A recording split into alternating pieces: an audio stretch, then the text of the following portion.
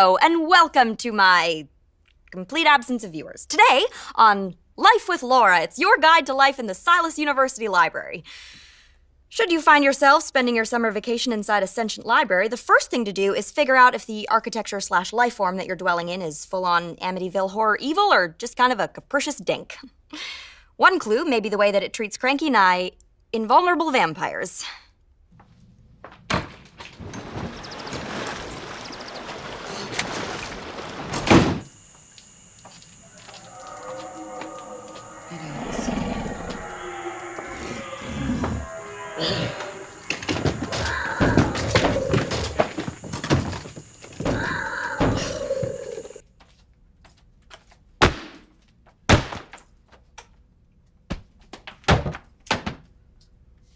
As opposed to tiny, broken-hearted college girls who might be, for perfectly valid reasons, sort of kind of wallowing over past mistakes. Oh.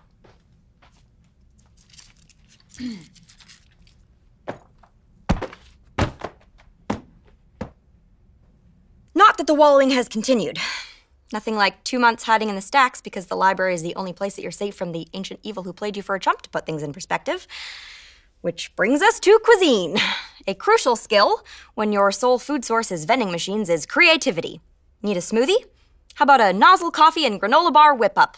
Perfect camp dinner? How about a beef jerky casserole? Craving a salad? So am I! Of course, there is the option to eat out. Really, really far out. See, near as Laugh's been able to figure, the library contains, well, everything, and so any one space, like this room, can connect to anywhere else. Which means when you open a door, maybe you get a hallway, or maybe you get an undersea world filled with really angry shrimp. The good news is that Laugh's been able to crack the code for Howl's moving library. Well, at least one part of it. 3 to the left for the central fountain. Whoa! Yeah. 2 right for snowy Uberval. Yeah. That one's cold. 5 to the right. It's a live volcano. 5 is a live volcano. Oh, but I do have this really cool one, okay? 2 up, 2 down. Cyberpunk dystopia. With that nailed, there's nothing left to fear. Except for Fear herself. You may remember that we lost track of Perry and JP after Corvée stormed HQ? Well, despite the fact that all off-campus communication has been shut down by a firewall even Laugh can't breach, we did start to get some transmissions.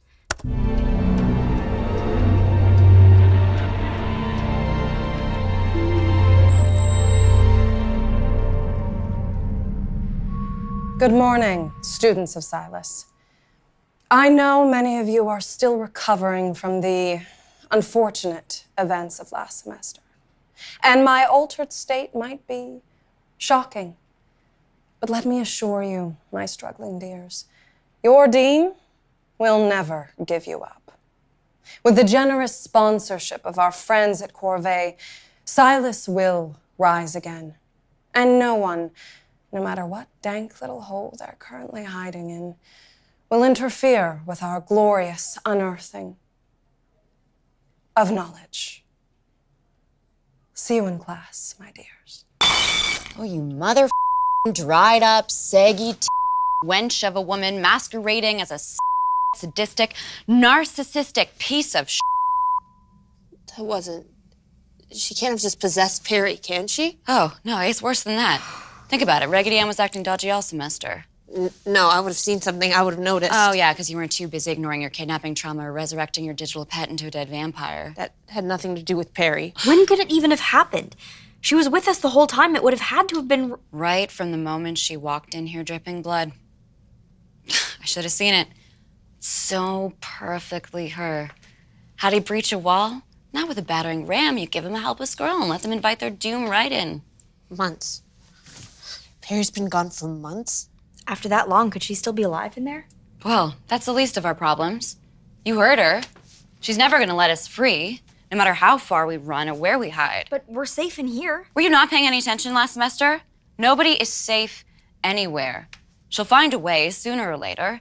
She'll crush us like bugs. She always does this. There's no running, there's no hiding, there's no safe until she's dead. Harm. Yep. You thought living with your ex was awkward? Try being trapped with said ex in a magical library after you got her sister killed and then sacrificing your school and your friends and your morals to save her life. And she still hasn't followed me back on Twitter. And yeah, I know I'm supposed to come up with some brave new plan to stop Corvée instead of letting Carm go all Lizzie Borden on her mother. It's just...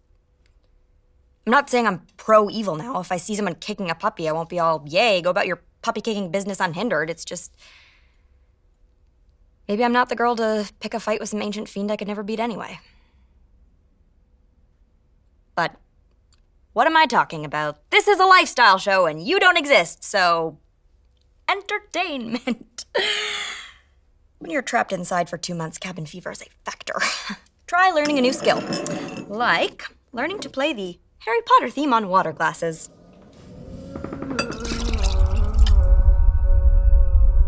Why does this always happen? This just does not get any less gross.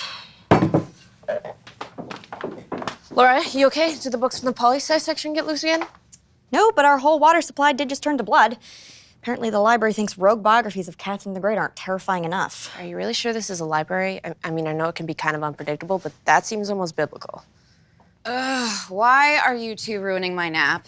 Did you let out another bibliophage? There's been a small adjustment to our water supply. Oh, and this is bad news because... Well, for those of us who can't properly digest hemoglobin. Oh, Carm, are you okay? there is something very wrong with this blood. I don't know, it tastes like dead. Wouldn't all blood taste kind of dead? Oh, this isn't like yesterday dead or 3 weeks ago dead. This is like predates opposable thumbs dead. Ugh, I think I need to bleach my tongue. Why would the library be messing with us? Ugh, I don't think this is a library. This isn't its MO. Do you think this We've could been be waiting for the other shoe to drop. strife, pestilence, now water into blood? Do you think she's opened another gate?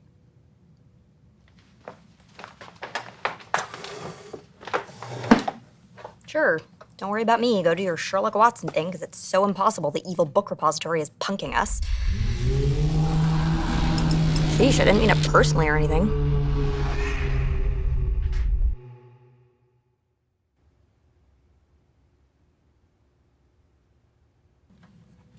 Huh. Where'd these come from? Okay, yes, very stylish, but my eyesight is 20/20. Thank you very much. No, seriously? I told you the library was up to its old tricks. Maybe.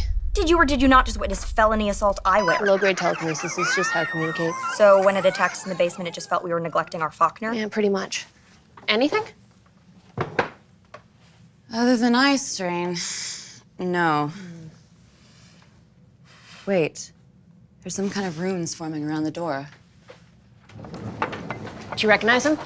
No, but I'm not sure that matters. They're translating themselves. Awesome. Can I just... Okay, A, Al, B, Y. What, do you recognize them? Or what did they say? Hello, idiots. Well, that sounds super mystical. I think whoever wrote this could see the future. How could you possibly know that? Yeah, you, the vampire, and the 2 dropouts. They were totally able to see the future. You're running out of time. If you want to stop her, the Book of Lives is the first talisman. Anything else? No, there was just some kind of date and a bird sigil. 1874. That's the year the university was founded. Book of Lives is the first talisman. Did the dean ever say something like that? No, but there's got to be something to it. I mean, I've seen her use charms, you know, bracelets for protection, possession, Please. amulets. Stop her books and talismans. It's creepy prophecy boilerplate. Addressed specifically to us. I've seen that bird symbol somewhere before. Maybe in the special collection.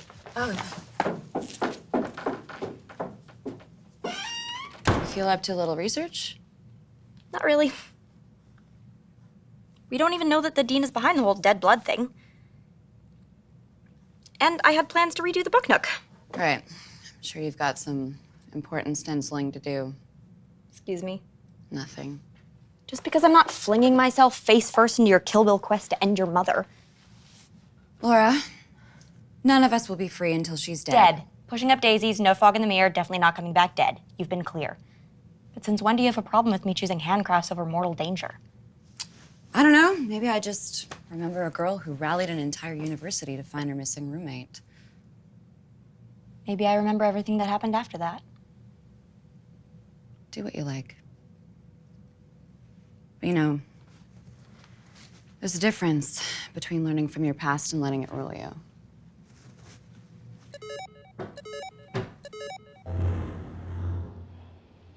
Hello, ducks. I'm not interrupting anything important, am I? Hello, Mother. What do you want? You never call, you never write. You stay hidden away in that moldy old library. Oh, are you feeling sorry that you and your goons haven't been able to break into a library? As Silas's primary sponsor, Corby Corp would prefer you use the term intern. Goon doesn't stress the potential for career growth that our entry-level positions offer. It's definitely why the Zetas jumped on board. Well, intern, collaborator, dead man talking, it's all the same to me, really. You see, this kind of hostility is why we need to chat. Clearly, you can keep disemboweling the help and snooping around my business until I find a way to track down that tesseracting book nook, crack open the enchantments keeping me out, and kill you all, but frankly, I'm a busy woman, and that sounds time-consuming. So, I'm prepared to offer you a truce. Stop prying into my affairs, and I'll leave you alone in your cozy little library. All we have to do is back off and you'll stop trying to kill us? Well, isn't she the clever one? Maybe it's worth thinking about. I mean, if she really is willing to leave us alone. Yeah, and just how long until she's done with whatever she's up to in that pit before dispose of meddling teenagers returns to the top of her to-do list? Age has made you so cynical, darling. Listen to your little pet. Stay out of my way, and you can play house in that jumped-up reading room until the end of your meaningless lives.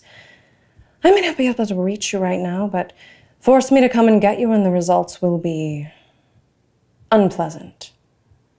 Am I making myself clear? Transparent. Wonderful.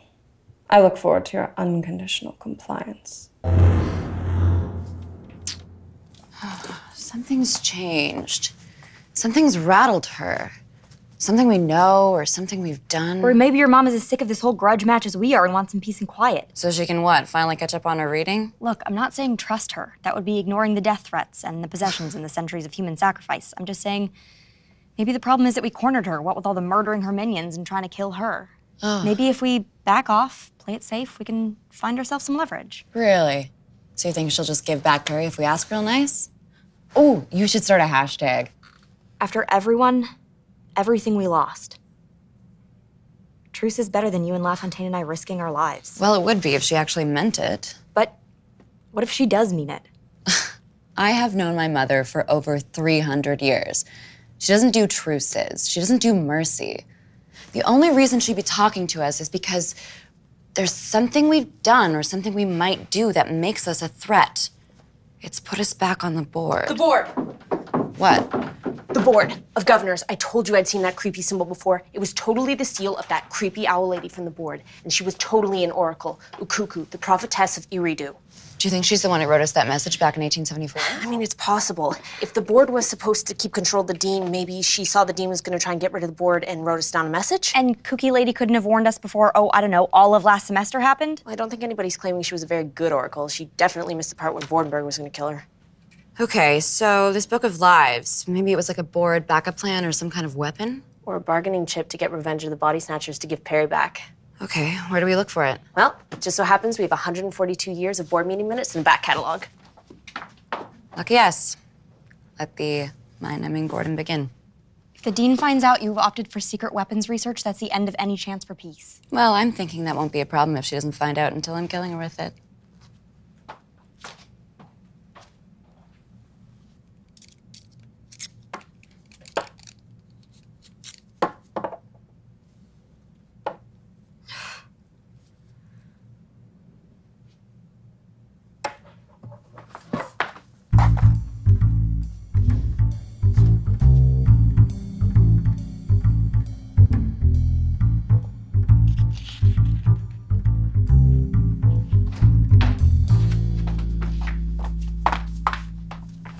How goes the secret truce-violating archive dive?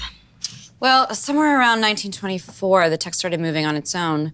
So either the board schemed to do up the lacrosse team with werewolf hormones that's somewhere else to be, or I just really need to caffeinate. Did you find anything about the book? Or the Hellgates? Or the talisman? Would you care if I had? No, of course not. Because I have this scarf I'm making. Really? That's why you were looking at the crime board? Just ran out of yarn. Wasn't feeling guilty about anything. Of course. Oh, God, what now? Okay, don't alarm anyone, but you know how our lives kind of depend on my having figured out what kind of crazy the library is going to throw at us next? Yeah? Oh, it's gone insane. Like somebody poked it with a sharp stick? Like we're being attacked. Yeah, I think maybe your mom figured out what you were up to. Fountain, Ubavalt, Howling Abyss, Hellscape, Desert, the interior, some sort of space whale? How is the Dean even doing this? No idea. Oh, red room full of knives? The Dean can't just break in here and get to us, can she? I don't know. I think the library's shifting like this to get away from her. Nuclear wasteland, iceberg, room full of knives again. Oh, Hermione!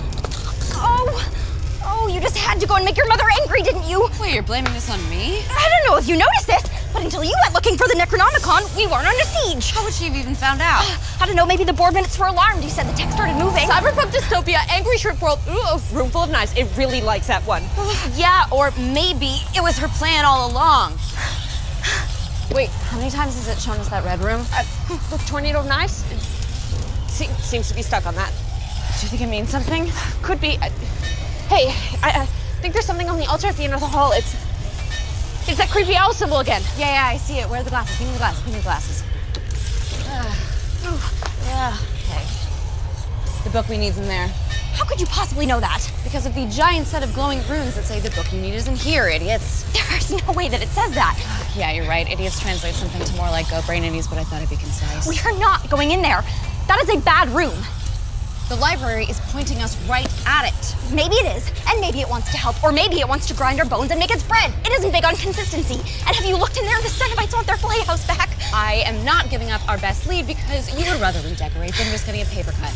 I'm a vampire. That's not even the point. What is? Fine, let's say we fling ourselves into that chainsaw masquerading as a room and you get your talisman. You know what happens next. The book is just going to tell us that we have to go to some hell's dimension for a secret potion, or outrun a nation death beast, or after that there'll be another thing and another until finally one of them gets us, or your mother gets us, or we drop dead of exhaustion, and I don't want to live like that anymore. I just want you and me and Laugh to live our safe little lives, eating out of vending machines and not dying for no reason. As touching as this was, I think I found a flaw in your will be safe in your plan. The Dean can't keep this up forever. Yeah, we'll be dead way before that. Please, Carm, don't. I've lost too much already. I can't lose you too. Sorry, cutie. Safety's never really been a good look on me.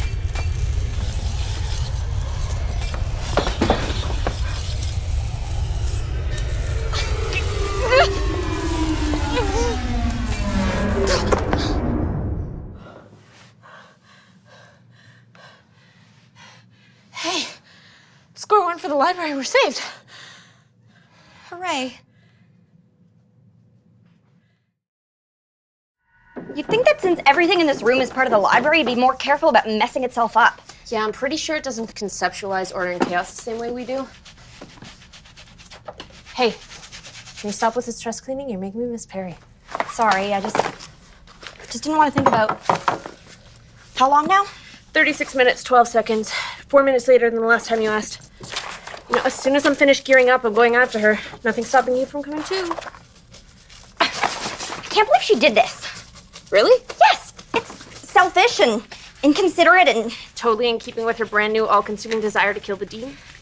I mean, what does she expect us to do? Just follow her blindly into terrifying danger because you shouldn't put people in a position like that? You don't say. And, I mean, we just barely got away from the Dean last time. What does she think we're gonna do if we get our hands on the book? Carm can't expect us to just back her up on that. Look, I'm pretty sure Carmilla's not expecting you to back her up. Oh, God, you think because she's been in there for 36 minutes? 38. 38 minutes that she's dead? No, what I'm saying is Carmilla's got a fairly good grasp of the obvious. The obvious. That you're reacting to the trauma and disappointment of past failures with the combination of deliberate withdrawal and denial. As far as defense mechanisms go, it's been pretty effective. I see. So you think I'm too much of a coward to go in there? No, I don't think you're a coward. Frosh, over the last year, I've watched you take on a vampire with a spatula, a diabolical corporate takeover with a news podcast, and a murderous fish god with no plan whatsoever. So do I think you're afraid of a souped-up blender commercial? No.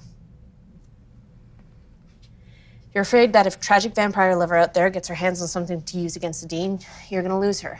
And between all your repressed, squishy feelings and everything you gave up trying to save her, you were completely unable to deal with that possibility. That's not what I'm trying. My feelings are not squishy. Of course, the only problem with that line of reasoning is that denial or not, books and talismans or not, Carmilla is going after the Dean who, if the state of our drinking water is any indication, is using the Book of Revelations as a warm-up act. Do you really think our friendly neighborhood vampire stands a better chance without whatever help we can give her? Look, if you're not ready, you're not ready. Sorry, Laugh. I can't.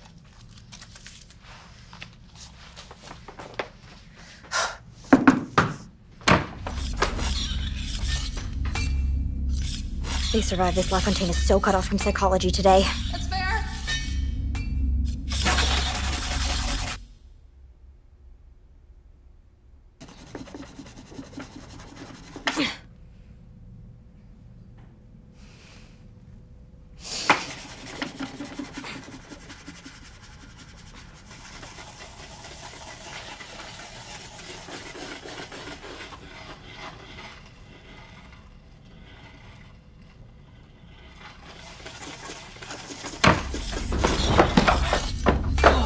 Dumbledore! I was starting to worry I was never going to see you again. Yeah, you weren't the only one. That was well, if that was the library's idea of helping, I think it needs to review the concept. Well, if the book is a weapon, maybe it needed to test us. Weed out the unworthy. You've got to admire its creativity. Very Indiana Jones. Yeah, I'm feeling very appreciative of the blow darts in my... Hey! She who jumps into death traps does not get to whine about her butt hurt. Oh, is that so? Yes. It is a very well-known fact that I just made up right now. Oh, really? Yes. Yeah. You just make up all the rules now. Well, that's what happens when you disappear for so long. No repressed, squishy feelings here. Cute as this whole butt hurt thing is, I'm gonna go analyze this desiccated book husk we just risked our lives getting our hands on.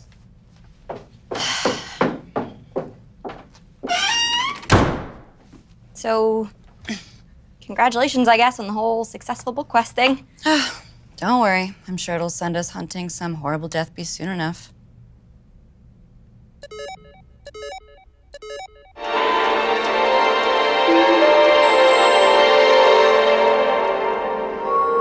Good evening, students of Silas. I come to you tonight with sad news. While most of you are, of course, fearfully loyal, there remain those who insist upon defying their dean, who think the simple fact that I haven't been able to reach them yet means I have no way to hurt them, as though their teachers and classmates and friends are not here in my power. And so, with that in mind, my dears, let's discuss the concept of consequences. It is so disappointing to offer an olive branch only to have one's efforts rejected. But I'm not one to waste a teachable moment, and so an object lesson in the cost of defiance. You all remember our beloved journalism professor, Miss Cochran. Apparently the professor disapproves of Silas's new direction. So much so that she decided to impersonate a student named Nellie to infiltrate the site of the new Corvée Educational Center and send classified information to unauthorized personnel in blatant disregard of Silas' communications policy. As such, I've had no choice but to strip her of her tenure and all its attendant privileges. Let me be perfectly clear, students of Silas. Disloyalty will not be tolerated. Whatever little plans you're currently hatching, they're already doomed.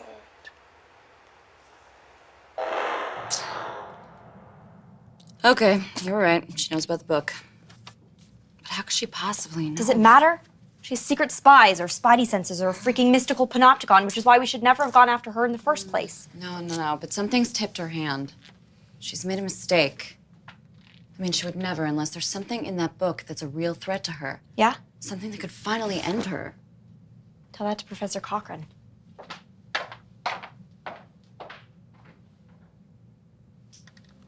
And the great evening star fell, burning to carve its path through the gates of Urgel, 8-pointed, and for every point a watchman. For the dead, the ocean, the bones, and the great grass plains. For every point a shackle closed. For the dead, the ocean, the bones, and it just keeps going on like that for a while. Remind me if I'm ever writing a world-saving book of prophecies that extended metaphors of bad luck. You think? Oh, look, this one rhymes. Perfect. 4 to make a circle, 4 to make a cage, the word, the blood, the chalice, and the liar's heart presaged. You know, maybe it'll make more sense after a good night's insomniac staring at the ceiling. Sure, you do that.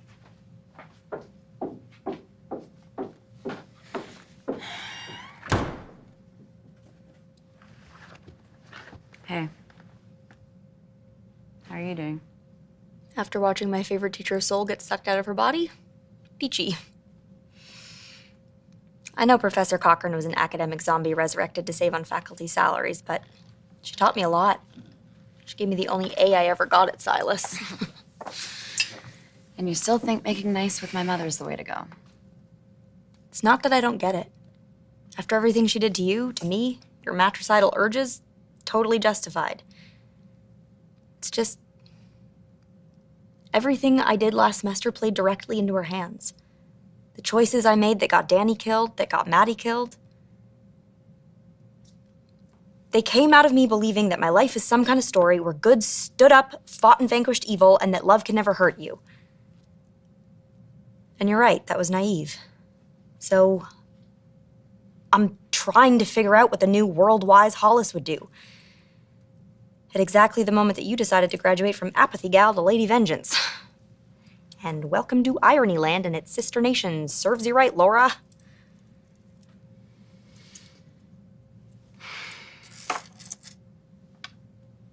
I'm not doing this to punish you. I know. If I really thought it'd be as simple as get all 4 talismans, stop the Dean. Wait, what'd you just say? Get all 4 talismans, stop the Dean? Where in the name of all that's unholy would you get the idea there are 4 talismans? Were you listening to the book? 4 to make a circle, 4 to make a cage, the word. That's probably the book, as Cookie Lady said. Yukuku. Yeah. She said that the book was the first talisman, right? Which leaves the blood. The chalice and the liar's heart presaged. Yeah, exactly. Dollars to donuts, those whatever they are the other 3 talisman. And you need 4 to make a cage. Yeah. I mean, it makes sense. 4 board members, 4 talismans to cage the Dean. Not quite as clear-cut as 1 ring to rule them all, but nothing a half semester of English Lit can't handle. You're amazing. It's possible the extreme crafting wasn't quite using all my bandwidth.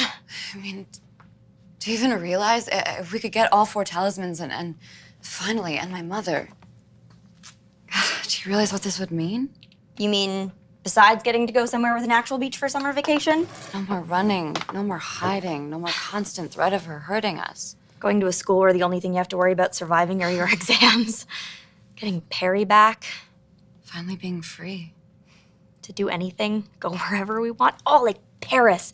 We could go to Paris and get a crappy apartment and read Simone de Beauvoir and eat chocolate croissants. And by we, I mean you. You could do all those things. Without anyone to remind you of past disappointments.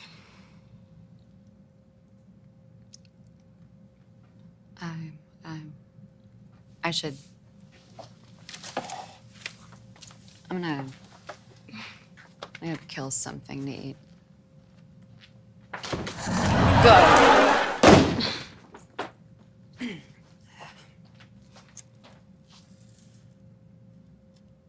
I do need to be haunted by my stupid mistakes forever.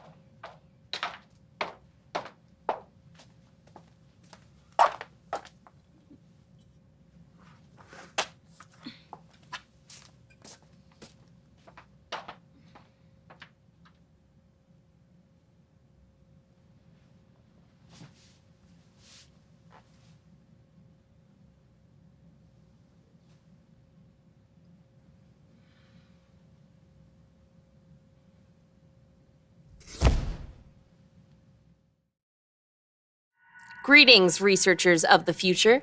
For tracking purposes, it is the 78th day of my involuntary expedition to the Silas University Library. Efforts to breach the university's outgoing firewall continue to be futile as the encryption algorithm evolves faster than I can analyze it. Whatever the deans got wired into the system, it is next level. Meanwhile, on the forcibly extract the malevolent alien entity possessing my best friend front,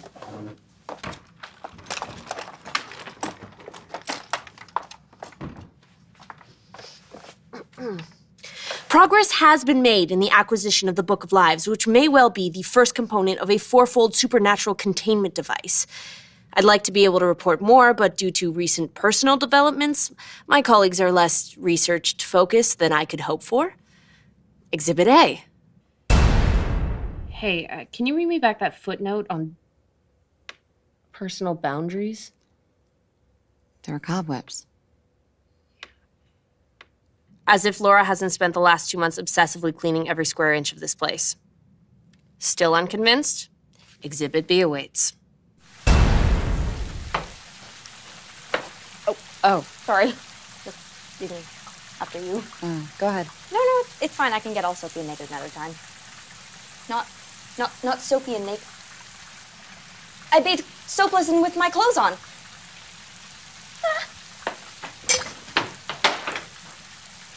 Still on the fence? Let's proceed to Exhibit C.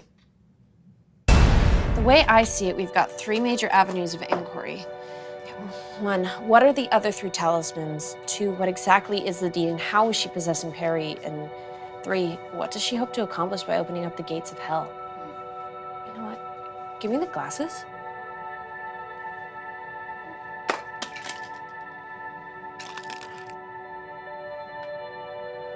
Seriously?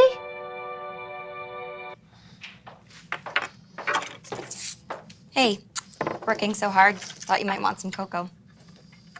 Oh, did we get it on the book? That's it. How in Scully's name are we supposed to find the other talismans and save Perry when you 2 idiots ruin everything with your insipid relationship drama? Figure it out! Sheesh. They do sort of have a point. Clearly, there are feelings that we have for each other. It's just, things are also complicated with the past and us being really different people. So maybe it's better if we just acknowledge that there are feelings, but that it would never work out, and clearly it's getting in the way, so maybe it's best if we just tried to be friends. Friends? Seems healthier than the whole doomed relationship thing. Well, I guess as long as I don't have to braid her hair and talk about girls, then you can call me whatever you want. Young Frankenstein will be pleased. Wait, didn't I leave Maddie's locket? Darlings, I thought I'd check in and make sure you got my message. You mean your impromptu journalistic roast? Yeah, you completely convinced us that we'd be safe in your clutches. That was hardly the point, dear. You're usually so quick on the uptake. Oh, yeah, sorry. I guess we were a little distracted with your complete failure to break in here and make good on your threats. Tell me, does it smart being outwitted by a pile of brick and mortar? Are you so sure that's what happened? Is it just me or is it getting kind of cold in here? Wily as our bookish friend is, there's only so much of space and time to hide in, and doing something momentous, say, opening an ancient book full of powerful prophecies, why, that might just be like shooting up a flare. You're bluffing. If that were true, you'd be here already. Maybe it's entertaining to think of you and your little powder puff grappling with real prophecy. What would you do if you found your doom waiting in those pages? What would you do if you found hers? But perhaps you're right. Perhaps I'm only bluffing. Maybe even if I did find you, the enchantments keeping me out of the library might be too strong. What could I possibly do about that? You look positively chilled, little one. Has someone left a door open somewhere? Hey, we need to borrow a book.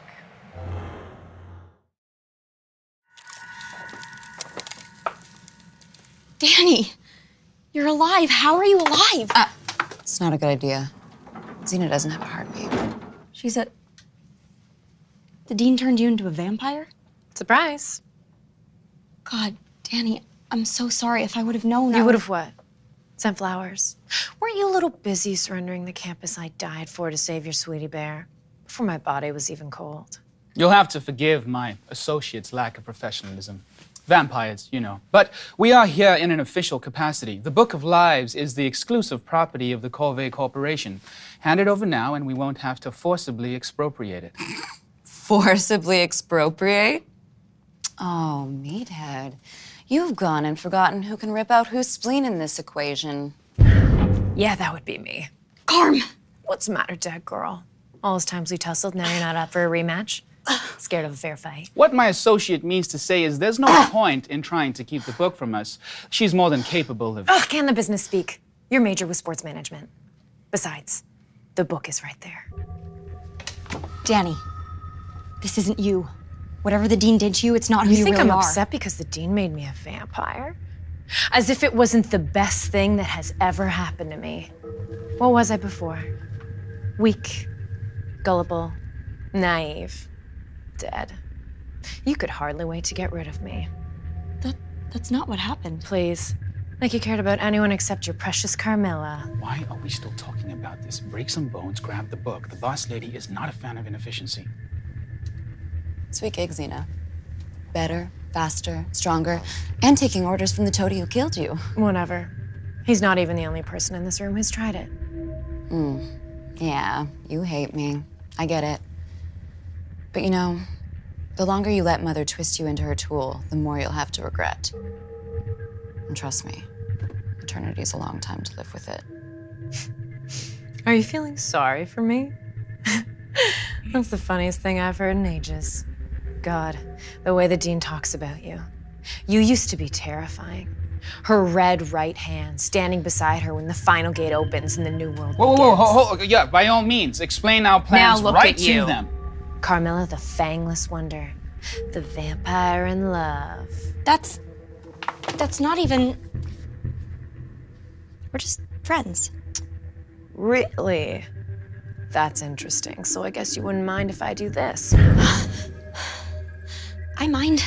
But Hollis, I'm finally your type. I thought you liked the bad girls. You know, I'm really starting to miss the humorless do-gooder in you.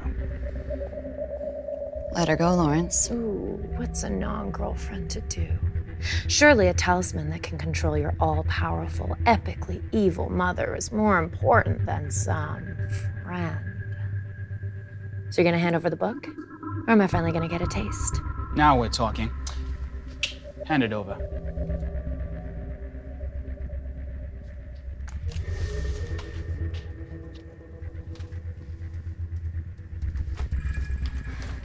Fine. Have it your way. Get away from my daughter, you bloodsuckers!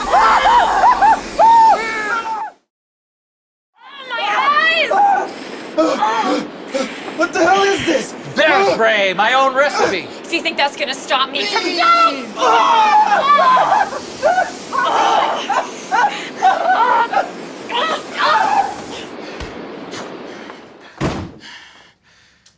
Dad! Sweetheart. Still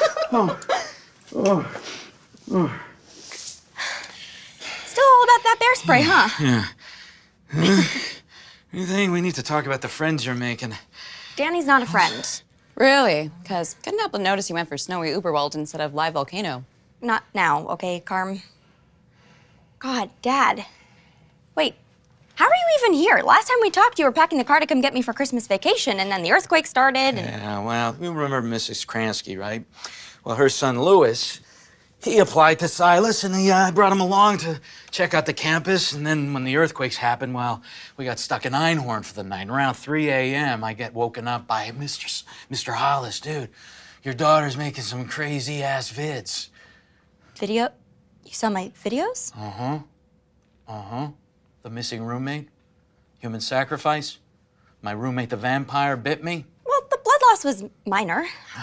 But none of that compares remotely compares to the fact that you were possessed by an evil, supernatural, evil dean of a private university where I am paying an exorbitant amount of tuition to keep you safe?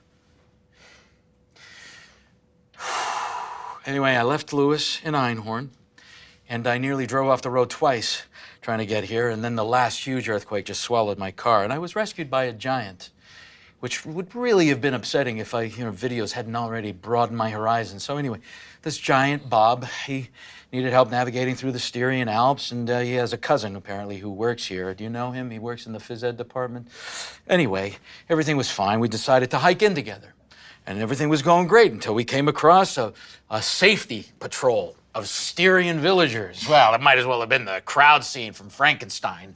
And then I managed to sneak onto campus while they just kept chasing poor Bob with those pitchforks.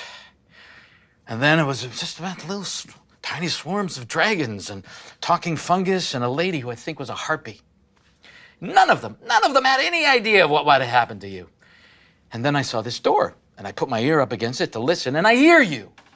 I hear you getting assaulted by a vampire again. So how many of my videos did you see exactly? Hey, Laura, great news on the research front. Dad, this is my friend, LaFontaine. Laugh. This is my dad. Wow, you weren't kidding about the overprotective bit. I'm pretty sure my parents have rented out my room to a nursing student and decided she's my replacement. LaFontaine. Laura's talked about you. You're the biology major with the sampling obsession. And who decided doesn't want to be a girl anymore. Dad, that's not... It's fine. It's less about the she and more about the they these days, Mr. Hollis. Oh, of course, my apologies. It can take some getting used to. Yeah, well, I mean, I can deal with vampires and giants. This is hardly a stretch. That's very logical. So anyway, speaking of vampires, do you ladies and not ladies just mind giving me a moment alone with my daughter? Of course. Thank you. Come on, Betsy. I need an extra pair of eyes on these. Sure. So, look, honey, I only saw Louis Kransky's greatest hits, but believe me, it was more than enough. Good. Because some of those videos might have been edited in ways that could be misleading. Really? So you're not camped out in an evil university, dating a vampire who nearly gave you up as a human sacrifice? Hmm? Okay, yes, but escaping the evil university was complicated, and Carm would never hurt me. She saved my life. Oh, would your life have needed saving if she wasn't in it? Do you remember what I said to you when you told me you were a lesbian? Thank God you finally said it. After that. You better find a girl who deserves you. Yes! That! And this might be so shocking to you, but murderous vampire wasn't exactly what I had in mind! Dad, seriously, are you more concerned with the evil university or my love life? Is there a difference? It's not even like that. We aren't even really together anymore. Really? All right, well, okay. I mean, yeah, I'm sure it's much more complicated than what I've seen, and she does get points for saving your life, so we can take her with her when we leave. You just have to say your goodbyes before we get home. Wait, what? Home? Yeah. Honey, I just spent the last 5 months battling through untold insanity trying to find you. You bet your sweet Bippy I'm taking you home! So, your dad's on an epic quest to find a healthy vending machine. You know, for a complete paranoid, he is pretty cool. Yeah. Okay, I thought you'd be all Hollis reunion after party, but instead you look like somebody ate all the marshmallows out of your cereal. He wants to take me home. The same man who used a baby monitor on you till you were 11. Yeah, shocker. Yeah. I mean, yeah, I can tell him I'm an adult now. I can make my own decision. What decision? If Dad's plan can really work, if his friend can get us out of here, After everything that's gone wrong, everyone we've lost, the idea of getting the hell out of here. Well, what about Perry or JP? We don't know if either one of them is still alive. We don't have any evidence that they're not. How can you even be thinking about leaving when most of the student population is in chains and the dean is planning on opening up the gates of hell? Yeah, the situation is dire at Silas University. Guess what? It always has been. The only thing my getting involved ever did was make it worse. You know, as one of those who was almost fish food, I don't agree. Look, you're scared, and you're allowed to be, but no one's coming to save us. We're all that we've got, which means that if we leave, it's over.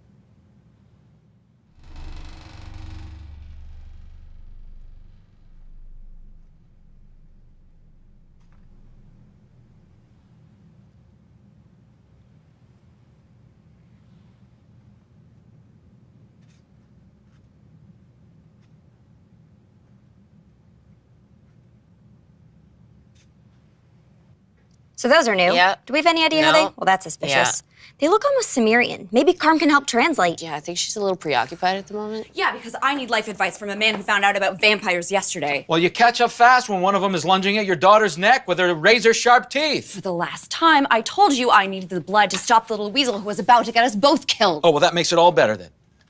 Are you ready to go? Go. Okay, let's everyone take a breath. Carm, maybe let's ixnay on the Udblay talker on my dad, yeah, and Dad, maybe you can hang out with Laugh while Carm and I chat. You can tell them about that panic room that you built with the autonomous ventilation system. Yeah, go play MacGyver. You know what? It must be so easy, right? To have this luxury of being so blasé about all this violence. Because the image of my daughter's bleeding neck is burned in my mind. The idea of her laying on the ground bleeding and never getting up. Dad. All right? How many times has this place and these people nearly taken your life? Well, I'm not giving them another chance. First light, we're getting out of here. First light.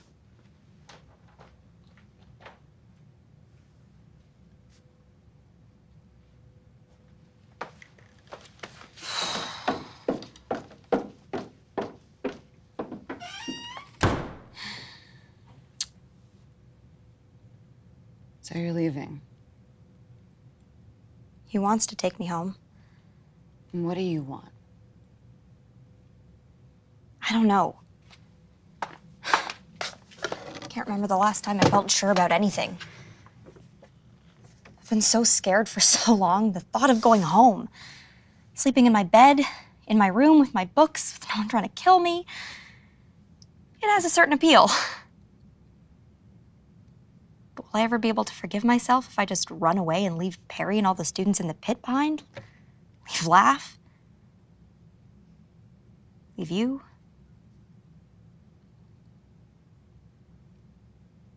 What do you want me to say? Well, we're friends now, right? So I can ask you for advice. What do you think I should do? As your friend? Of course. I think you should go. What? You asked for my advice. That's my advice. I have to say, this is disappointing. Is that the Dean? I didn't raise you from oblivion to have you turn tail at the first sign of bear spray. Does she know we can hear her? Unless I've made a dreadful mistake, Miss Hollis, the answer to that should be no.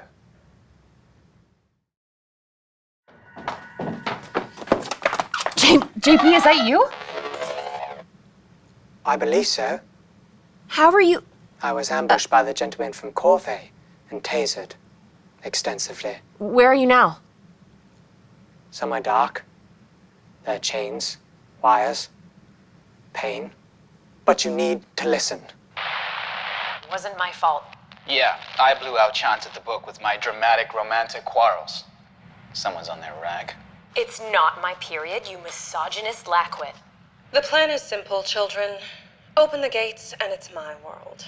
No more nations, no more culture, no more people. Unless you count the ones who will keep us slaves. And the only obstacle to that would be Carmilla and her doomed little paramour using those talismans to stop me. If you intend to serve me in hell, so to speak, you'll need to bring me something more substantial than excuses. Hey, D-Bear. I know you're doing your dark side thing, and I don't want to cramp your style, but the Paradine lady's talking about hell on Earth. Aren't you worried that might be a little bit aggro? Kirsch, are you going to shut up or am I having beefcake for dinner? I'll be good. Say, you don't think a guy could eat an actual beefcake, do you? Because I'm seriously jonesing for protein and... JP, you still there? For a little longer, you had to know. When she opens the last gate. Hell on Earth. We all die. No, JP, you can't go. I have to find you to save you. I need, if you're wired into the firewall, there's... I'm not sure you can. My body, I can't move. I'll send when I can. So that's her plan. Unleash hell on Earth. Rule it. Kill everyone in her way. It's clear, concise. It's why you and your dad need to get out of here. The bio major and I can find the other 3 talismans. Look at what you do anyway. Yeah. What good could I do?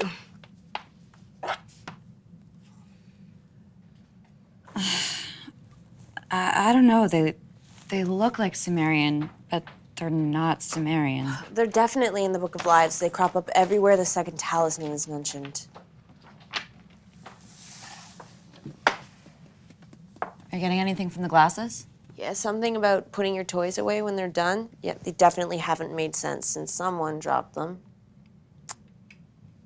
So, Dad's pretty much packed up everything, so I guess it's... Yeah, no, I've got a lot to do. I have to trace down where JP is wired in and make a list of demon species capable of long-term possession.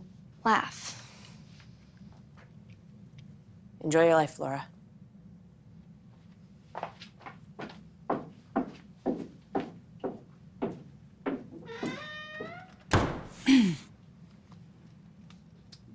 So, how do you plan on getting off campus? Dad's friend, Bob, the giant.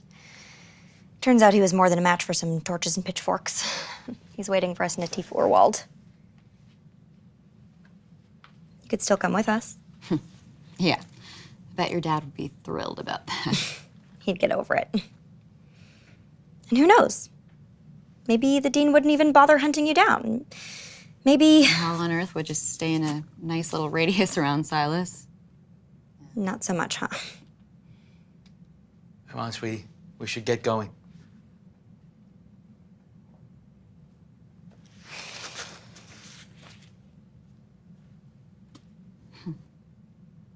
Guess I just never really imagined it ending this way. How did you imagine it ending? I don't know. I mean, Dad came all this way, and it's not like I'm some indispensable chosen one, and the smart thing to do would be to leave, right? Clearly. Bob's waiting. Except, I don't know. I guess I thought I'd graduate and get a crappy job and go to Comic-Con with a girl I love, and why should that be too much to ask? I mean, why should the dean just get to decide that she's all power hungry and wants to be queen of hell and ruin everything for the rest of us? Do you care? You're going home. But I can't, can I? Not really. I can't just pretend that hell on earth is going to stop at the doorway of my childhood bedroom. Well, it depends on what I reinforce it with. No. Dad, you want to keep me safe. And I get that. But this isn't your decision. If the dean is planning on ending the world in an all caps kind of way, I'm not safe on the sidelines. None of us are. The only way that we'll ever be safe is if we stand up, if we stop her, if we fight. If you think I'm leaving you here. Dad, look at this face. You know this face. You know what it means. And you know that I'm right. That's why you're going to stay too. All right, well, this discussion isn't over, young lady. I have faces too.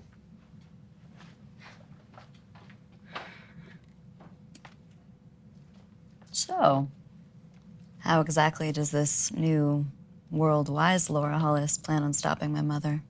Well, we need 3 more talismans, right? I think I know where to start looking. All right. About a year ago, I put my journalism project up online because my roommate was missing, and unbelievably enough, I'm doing it again. With JP and the library's help, Laugh thinks we can get one blast through the firewall, so we're broadcasting everything we've recorded over the last few days because you need to know what's going on. The Dean of Silas is some kind of ancient, unkillable, seriously evil thing. She's possessed my former Flordon and is using the student body as slave labor to open the gates of hell.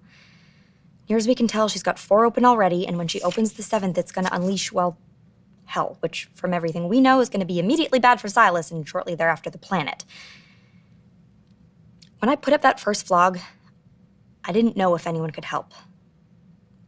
But if you're out there, if there's anything you can do, help us with the weird non-Sumerian symbols we can't translate, loan us a secret wand or an army of ghosts or Death Star blueprints, anything, we'll take it. If we're still, alive in a few days, we'll try and broadcast again, but until then, just keep on hoping. So not exactly we will fight on the beaches, huh? Was I not inspirational enough about the impending doom? Look, we have to stop the Dean. I wouldn't be getting my Christiana Monpour on if that wasn't the most important thing there is, but the girl who thought all she had to do to save the world was get a webcam and be all, "Stand, women of Gondor," she doesn't live here anymore. I'm a realist now. I'm glad to hear that. Because if you're planning to stay here and save the world, then we need to establish some ground rules. 1. No more keeping secrets about vast supernatural conspiracies. That's fair. 2. No more gallivanting off on dangerous missions. Okay, we don't gallivant. 3. You run by any plan or activity that you intend to undertake by me for safety assessment. And you will wear any safety gear I deem necessary. Dad, I am not wearing a biohazard suit again.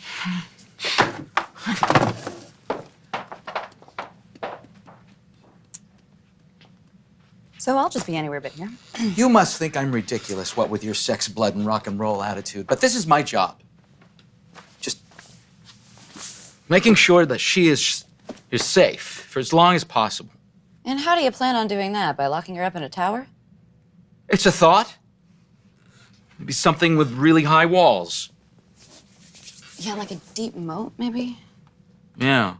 Yeah. Yeah, maybe one of those man-eating dragons to guard it. You think that would work? I don't know. She's always had a knack for finding trouble. Oh, don't I know it.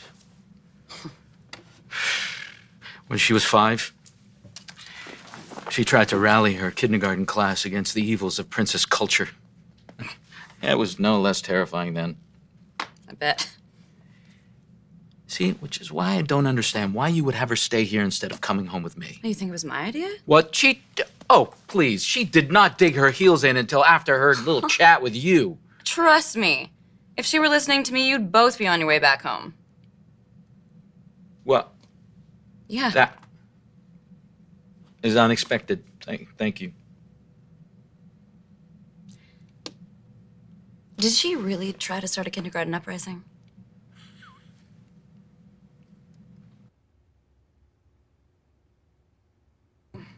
And there she was, just pigtails and all, and she says, "I have proof, Mr. Vice Principal, that you have been embezzling from the 4th grade candygram fund." You're kidding me. And he had to resign.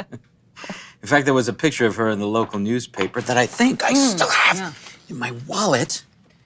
Dad, No, that's her what are you... preschool pageant right there. I'm What's just showing happening here? Carmilla some photos. Some baby... Oh, God, this is what an aneurysm feels like. No, come on, don't be embarrassed. Oh, that's her little ladybug No, costume. no, it's time for you to go.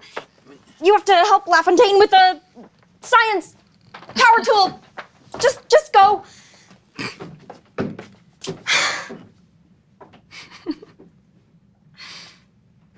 I don't know what you're getting all pink and huffy about. You mean besides the mortification? He's proud of you. Which is amazing when you're 5. At 19, you could start treating me like an adult, you know?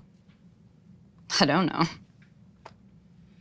The only father I ever had saw me as an inconvenience until I was old enough to be traded as chattel, so can't really empathize with embarrassing wallet photos. Carm, I didn't think of that. That's okay. It's not something you have to. I think know, about. but no, it is. Because we're friends now, right? Yeah, sure. Friends. Yes. Friends. You know, people who care when their callous attitude hurts the other one's feelings. What do you... Wait. Is this because I wanted you to leave? No. Yes! Do you know how that felt after everything? It was to keep you safe. Which is all you've been saying you've wanted to do for the past 2 months while you moped around embroidering Firefly dialogue on the curtains. And then you didn't even go. Well, sorry, my post-traumatic revelation was inconveniently timed for you. Your Oh, you mean how you're a realist now? Yeah. A realist? Really? Well, it's better than being a You're just lying to yourself about that. A what? smug, Hypocritical? superior, Delusional? condescending, Tightly wound? narcissistic, prissy, uncaring, nerdy, nihilistic, little little journalist you wish you undead. were.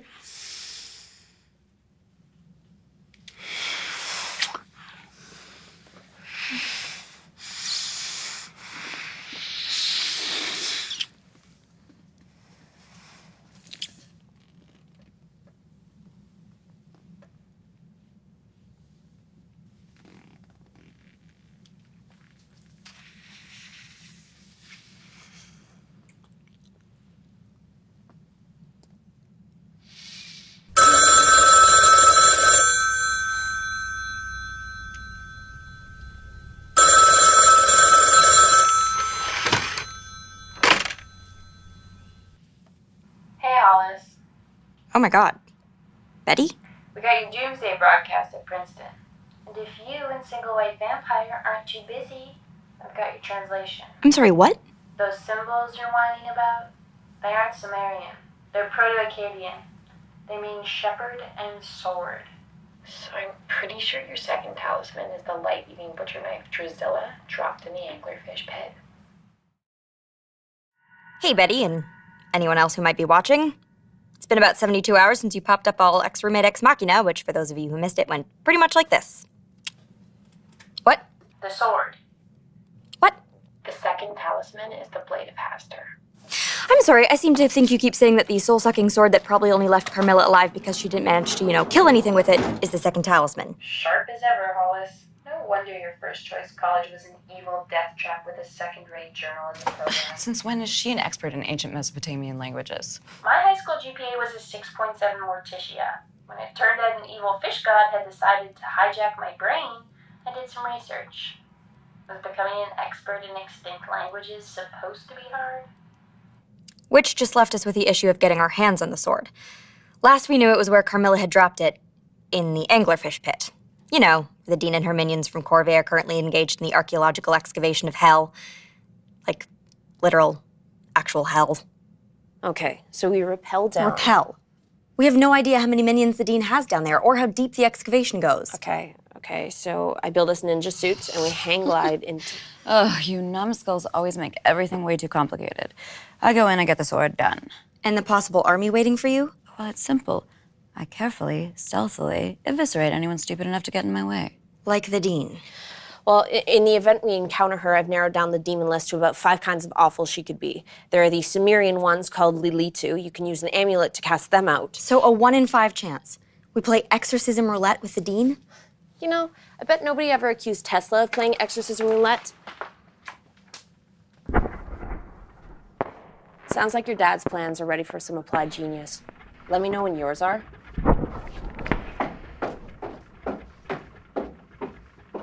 And Dad's got a new project. Of course he does. With my luck, it's probably one of those tracking chips they put in pets.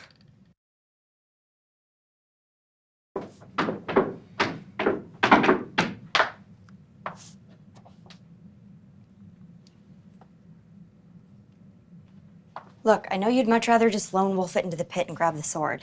Really? What gave you that idea? Because it's what you always do. And I get it. No fun discussing strategy with the preschoolers when you're so much smarter than us. And it only gets worse when it's about your mother and your revenge, because then you might have to admit that your feelings are getting in the way. Then you might have to admit that you have feelings. I think you better leave the insights to those who attended freshman psychology cupcake. Like it's some profound revelation. You never want to admit how you feel. Not how angry you are. Not how scared you are that you'll never escape your mother. Not that you don't know if you can ever forgive me. Not that you aren't as confused as I am about what that kiss meant. Please. You think nobody's ever kissed me to make themselves feel better? That's not what I was... Of course it was. Okay, you want to talk about feelings? You're scared and you're lonely. And you're not sure you're up to saving the world because you couldn't even save this place. And you wanted to forget that, so you let go of your little friends act and you kiss me, and that's fine. But it doesn't mean I'm gonna blindly go back to following your lead.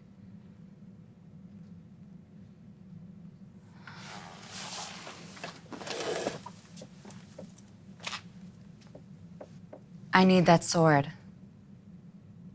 And if you don't have a plan by sundown, I'm getting it myself.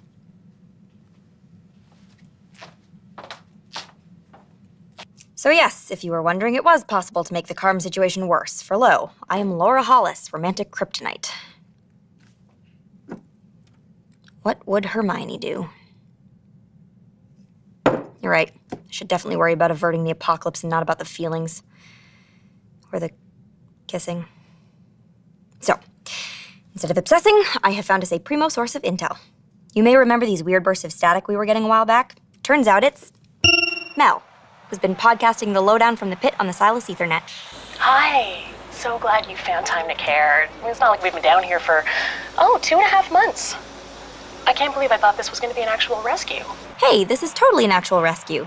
The same way your glorious plan to reclaim the school ended with Lawrence, all evil dead, and the rest of us in a literal hellhole reenacting the 10 Commandments. Okay, yes, that plan hit a few snags, but we have a new, much better plan of which you are an essential part as our pit person.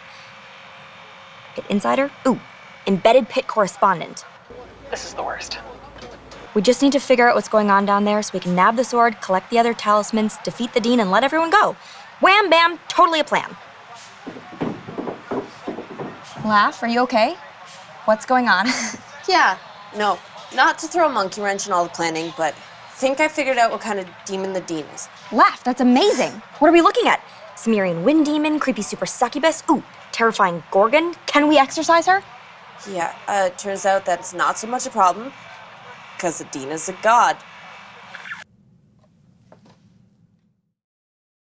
Like a god? Did you just... Like a god. Like a full-on as flies to wanton boys, destroyer of worlds, I'm the alpha and the omega god? God? That doesn't seem... Okay, yes, Mother is controlling and immortal and narcissistic, but Good glorificus. there's no way that she's a... She's a god. Do we have a plan for a god? Not really, I'm an atheist. Okay, hold up. before we deify anyone, you stop mentally Googling your favorite mythological quotes, and you explain to me how you came about this little revelation. Okay, so I've been making a concordance of the Book of Lives, looking for clues about the other talismans and why they might affect the Dean. And I kept coming across all these references to Inanna and Ishtar and Astarte and the Descent. That's just a Sumerian poem. Yeah, but the book keeps talking about it like it never happened. Like, for some reason, this Inanna chick was psyched about descending into hell, so the other gods were like, or no, and they used blood magic to bind her into human form using 4 talismans. Which, given that the Dean's looking to open the gates of hell and we're looking for 4 talismans to control her... Inanna. She's a pretty big god. Like, we aren't talking about some third-rate footnote in charge of sheep bedazzling. That's like your nemesis is Zeus or Odin. And Zeus and Odin aren't real. Wait, are Zeus and Odin real? Shouldn't we have known if gods were real? Of course they aren't real. And even if they were, there's no way that Mother's Inanna, because Inanna's a capricious god of love and warfare. All right, but she loves unquestioning worship and tricks people and threatens to summon the dead. We're up against a god. Does anyone else miss the days when all we had to deal with were vanishing girls and university? It was probably only run by vampires.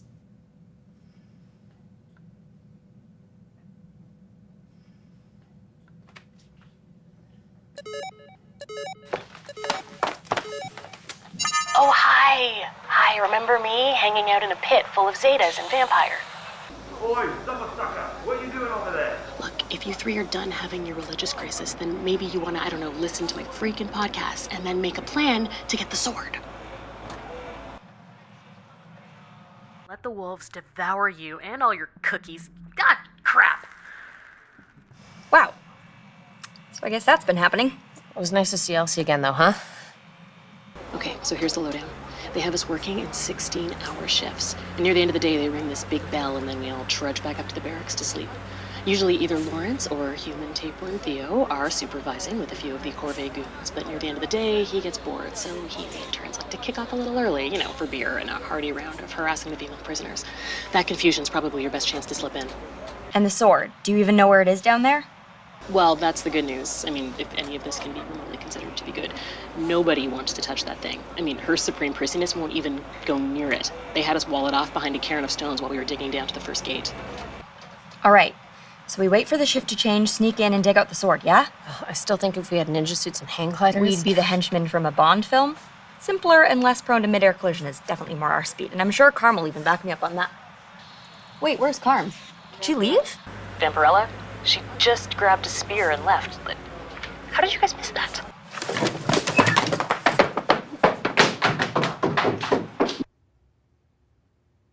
Okay, here we go. Almost there. And there we go. Okay, I'm fine. Stop fussing. Oh, I see. So fine is our new code word for mysteriously lost consciousness at the pit and had to be rescued by the frail little humans, huh? Yeah, I must have just hit my head on a rock while I was digging out the sword. Oh, well, guess it's a good thing then that you didn't go down there all alone without any backup to carry you and the talisman safely out of the giant evil hell pit. Is there gonna be a lot more of this gloating? Because I'm starting to miss unconsciousness. Oh. I guess the library's pleased. So, victory. Well, mostly, despite Carm's little case of the vapors. We managed to steal the sword, sneak back to safety before the Dean even noticed we were gone. Score 1 for the team. Laura Eileen Hollis, did you pick a fight with a god? Dad, no picking fights. We just had a small errand to run and... Into a giant hell pit that you snuck into without telling me. Hell pit has such pejorative connotations. I'm sure its denizens prefer netherworld excavation. No, you are not wheedling out of this one. We agreed. No, Dad, you agreed. And what do you expect me to do? In the course of my lifetime, you have protected me from polyester. Well, they have those carcinogens that leach into your skin. Swimming holes. The amoeba that eat your brains. And my class trip to Clownville. That place is a cultural Chernobyl. We're not talking about you eating candy corn for dinner, which you definitely also should never do. But we're talking about you crawling into a pit where an evil god who has tried to kill you twice has been camped out with her vampire army. Okay, yeah, when you put it that way, it sounds kind of bad. But I wasn't alone. Laugh and Carm were with me. Oh, great. The revenge-obsessed vampire and the lab junkie with the self-preservation instincts of a lemming. I feel much better. I don't mean that personally, obviously, right? No, it's Hey, you're totally not wrong. accurate. Yeah. Thanks for the support, guys. I mean, what do you think this evil god is going to do when she finds out you stole her sword? This is exactly why they kill the parents off in those stories, I swear. Because if those poor slobs had to watch what their children actually do, they'd go mad, all right? Dad. Do you think about what you did? How close you came to hurting yourself? I'm sorry. I'm not trying to make you worry. I don't want you to be so scared for me all the time. It's too late. When I think about what could have happened to you. Dad, you can't stop things from happening to me. Life happens. And if the Dean ends the world, it doesn't matter if you lock me in the tallest tower or the deepest nuclear bunker. Sometimes there is no safe unless you fight back.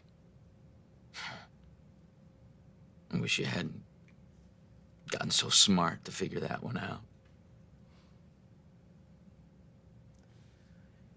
Okay. But you need to tell me, all right? And you need to let me help. I called Dad on that one.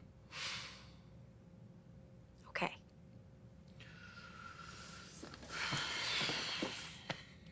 We'll find you some dad-sized adventures. Okay, so less adventure, more Rubik's Cube.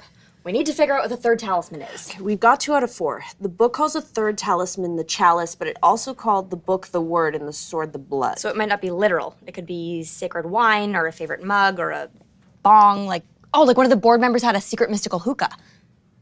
Not that I would know what a hookah is. It's like some kind of gourd, right? So the book led us to the sword, so maybe there's some sort of clue on it? Like if we spill blood on it or put it in the fire, like... The One Ring of Sauron? Are we seriously pulling our experimental procedures from Middle-earth?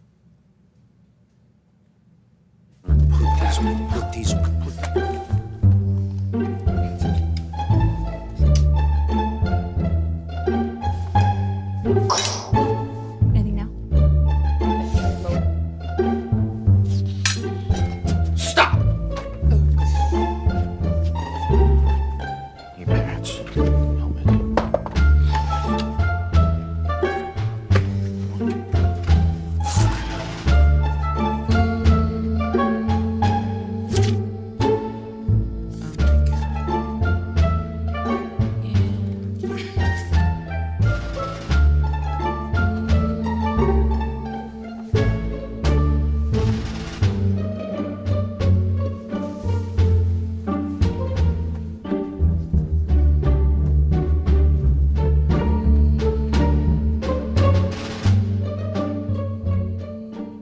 Ugh, nothing.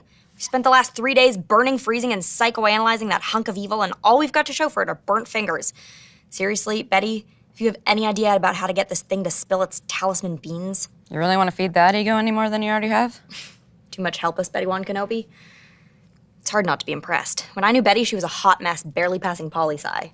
Now she's gearing up for her second year at Princeton, summa cum laude, VP of the debate team, and nationally ranked as a fencer. Oh yeah, and she's learning dead languages in her spare time. I mean, I barely made it through second term. Because you survived second term. And hey, if you're being graded on a Silas curve, then Still nice to have someone to talk to, you know? why, you can't talk to young Holtzman? Or your dad? Or me? Of course I can talk to you. It's just... With Betty, I don't have to worry about stepping in 5 different types of history before I finish my sentence. Or that I'll be selfish and kiss her and clear violations of the Friends guidelines. Oh, I didn't mind, really. You deserve better. And you were right. I can talk about being a realist all I want, but I have no idea how to do this. You're not doing so bad. I mean, last I checked, we've got 2 talismans already. Yeah, I guess we do. Now, if we only had any idea about where to start looking for the third. Sweetie, you noticed that your evil sword had some dirt on it? That would probably be giant anglerfish goo. Of course it would. So I polished it up, and it turns out there's something written on it. Oh my god, that's more Sumerian. Carm, can you translate? Yeah, that one's necklace, and I think that one's secret. So it's some kind of secret necklace? Did one of the board members have a secret necklace? It wasn't a secret, because it hid one. Maddie's locket. Which I had, and then I lost it. Hey, Betty. So I've detected a theme amongst the talismans. It's items loaded with personal baggage likely to get you killed obtaining them. I'd have preferred potent potables, but can hardly wait to figure out what the fourth one is. Maddie's locket, but wasn't that her own super secret life-extending thingamajig? No, the spell that made Maddie unkillable was on the piece of her heart inside. The locket was something else. I think she acquired it after Mother maneuvered her onto the board. I guess whatever the board was 1,000 years before there was a university. Will it still work if it's all busted up? Well, I'm not sure that matters if we don't know where it is. And you haven't seen it since? No, I took it off and the next day it was gone. I mean, maybe Red Sonja knew it was a talisman when she came here to steal the book, or maybe the library shuffled it off somewhere. Hey, I'm not the one smacking people with books and writing messages in blood, buddy. Okay, maybe let's not antagonize a sentient building. Although, if it did stash it away for safekeeping, now would be a really great time to give it back. No? Sorry, by the way. I know it's all you had left of her. I know that's my fault, too. No, it was a lot of people's faults. Lawrence, yours, mine, Maddie's. I mean, she'd have been the first to tell you. She would have killed everyone on campus that got in her way. You still miss her, though. Yeah. Well, love is like that. Maybe we're coming at this from the wrong way. What do you mean? Well, Maddie, she'd never bother with all this scrambling around to find talismans. Well, the talismans were how the board controlled the dean. Yeah, but before the boards, there were the people that made them. The ones who stopped the dean in the first place. Yeah, but we're not talking about people. We're talking about gods. Gods who put an awful lot of effort into keeping the dean from opening the gate. What do you bet they're not thrilled about what she's up to now?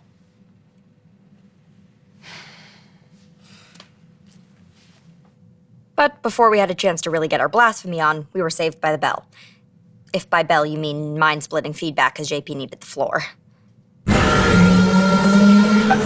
So sorry to interrupt, but I fear I have to risk. Explain to me why I shouldn't let my darling, deadly girl peel you like a grape. Why am I taking all the heat for losing the sword? Because you were the one being a corporate creep when Team Fangless stole it. I say I try the Zeta toss. See if I can hit the middle of the fifth seal from 100 feet up. Fifth seal? Have they already unearthed it? I'm afraid so. Time is shorter than we think. That's enough. You never let me do anything. Don't kill the weasel who stabbed you. Don't tear the head off your precious Carmilla. Don't forget yourself, girl. I raised you from the dust when no one cared about you. Not your school, not your so-called friends. They used you up and spit you out. Did sweet little Laura even shed a tear before giving up your school for her precious Carmilla? Besides, their time is coming. I may not be able to breach the library quite yet, but after the fifth seal is open, well, keep an eye on things. I have to prepare for the ritual. And put the boy down. He's of no use without a windpipe. Ritual? Is that how they're opening the seals? Yes, I'm starting to suspect some kind of sacrifice is involved. D-Bear? I cared that you were dead. And I'm not just saying that so you'll stop chowing down on me like I'm a cursed Slurpee. I could see how much you wanted everybody to be, like, safe. And Laura totally cried. You were like her hero.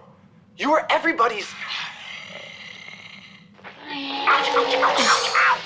So thanks to JP, we not only have terrifying insight into how badly the Dean has messed up Danny, but also the totally not bone-chilling revelation that she'll be opening the fifth seal ASAP and coming for us next. Which means it's time to start looking outside of the box. Still up to summoning a bloodthirsty pagan god?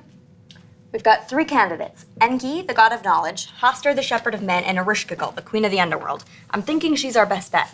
She's like the Dean's sister, or reflection, or both. And the locket is hers, what with the book belonging to Enki and the sword to Hoster. And it's her turf the Dean is looking to take over. Okay. Well, why stop at bloodthirsty pagan god when you can go full-on death goddess? Thinking the reason that we're always in over our heads is that we keep on picking fights that are over our heads. If the Dean has some supernatural nemesis who might want to help, why not give that a try? Well, would you look at that? Laura Hollis, chess master. Look at us. Making plans, strategizing, comrades working shoulder to shoulder with no desperate kissing or lusty sexual undertones. No awkwardness, just good old-fashioned platonic buddies.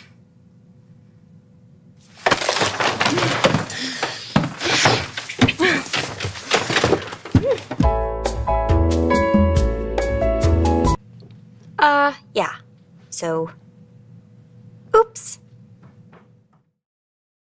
Hey, Betty. That was definitely not supposed to happen. It's just, she was being all supportive and...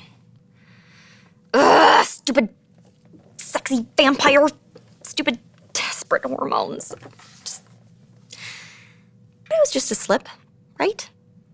One-time thing. Because we are grown-ups. And grown-ups don't just fling history and caution and all this stationery on top of their desks to the wind. Grown-ups control their hormones. They do not control us. Hey. I was thinking about doing a coffee run. Do you want anything? Yeah, coffee sounds great and totally normal. I really like coffee, buddy. Yeah, I'm getting you decaf. I'm doomed.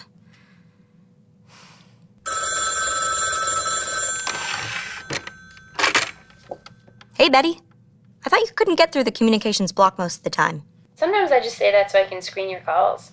Because, and I can't stress this enough, having to listen to you describe your dysfunctional sexcapades with puss in biker boots makes me want to punch out my eardrums. Yeah, sorry about that.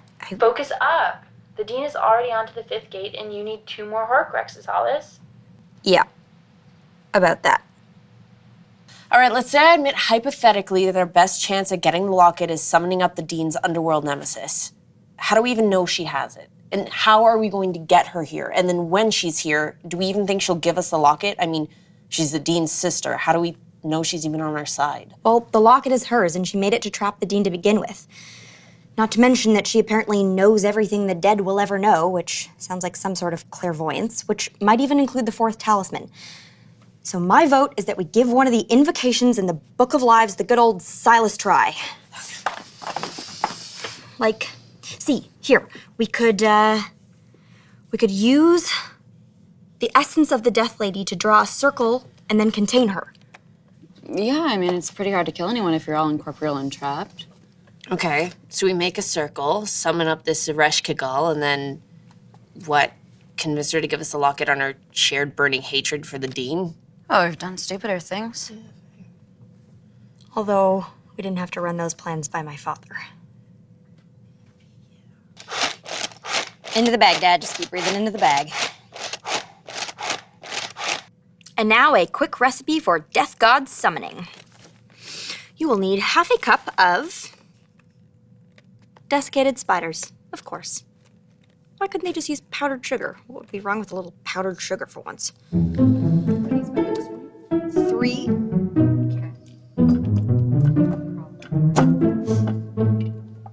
Half a cup. Just all of it. Just up high. Just low. Oh. Yep. Bloodstone? Yeah, give me the bloodstone. Oh, okay, yeah. Dad. Here,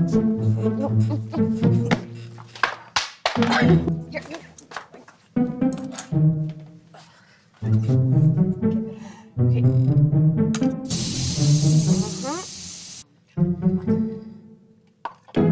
Okay, and now pour pour the rest of it also into the skull of the desert beast.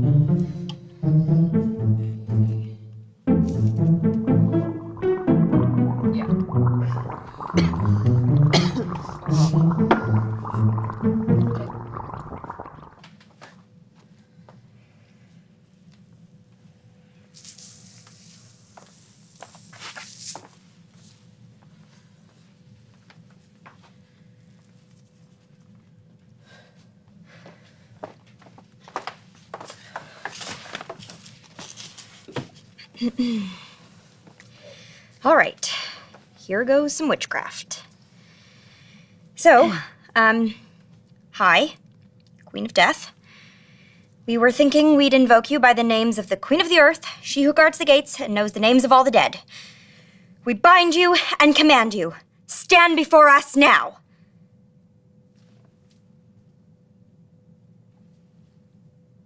Pretty please?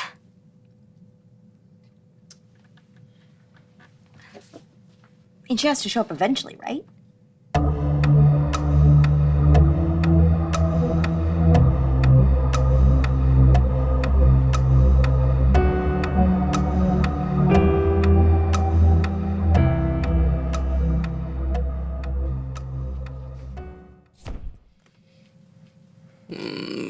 Ooh.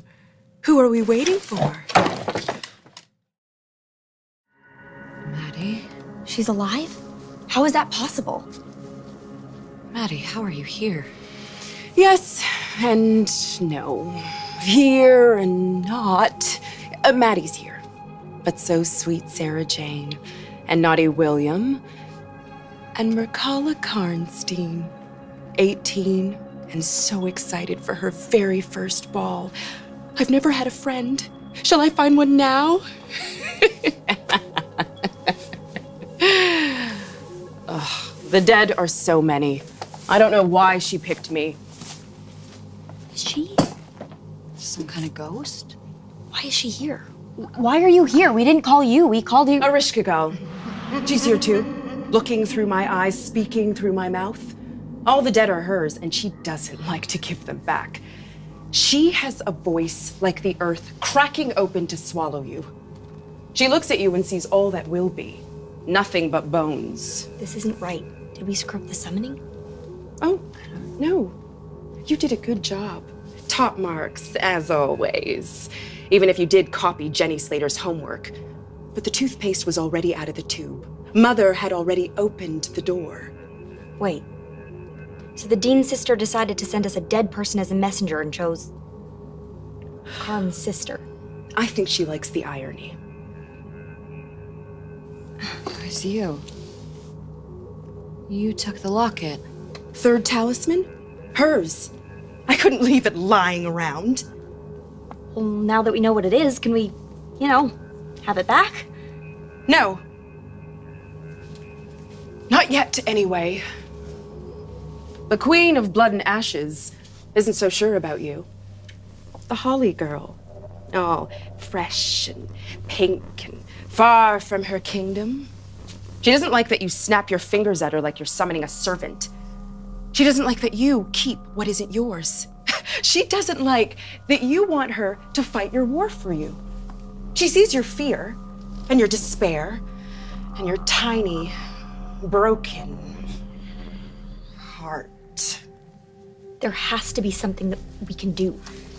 We need the talisman. We need her help. You do have one thing she wants. Something that's hers that she'd like sooner rather than later. Death? My death? Something like that. But she wants everybody's death, even those who are already dead. But yours will do. Well, you can see how that might put a damper on our partnership. Is your boss lady really that jazzed to have her sister move in with her? There has to be some kind of deal we can make. No. Not a deal. A wager. The way Carm and I used to have our dinners cut cards for their lives. High card lives, low card dies. What kind of wager does she want? The traditional one. A game. You win. You get to keep my locket. You lose. You belong to the Queen of Smoke and Bones. Who gets to pick the game? Again, traditionally that would be the challenger. I can pick any game I want? Laura, what are you doing? Getting us a third talisman. Okay, Laura, I know that looks like Maddie, but it's not. It's some kind of ghost or avatar speaking for a death god. You are playing chess with a death goddess. Actually... T-E-R. With R on the triple word for 65 points. What? You didn't think the all-seeing goddess of the underworld has ever crashed a Scrabble tournament? Well, if she did, she should have paid better attention.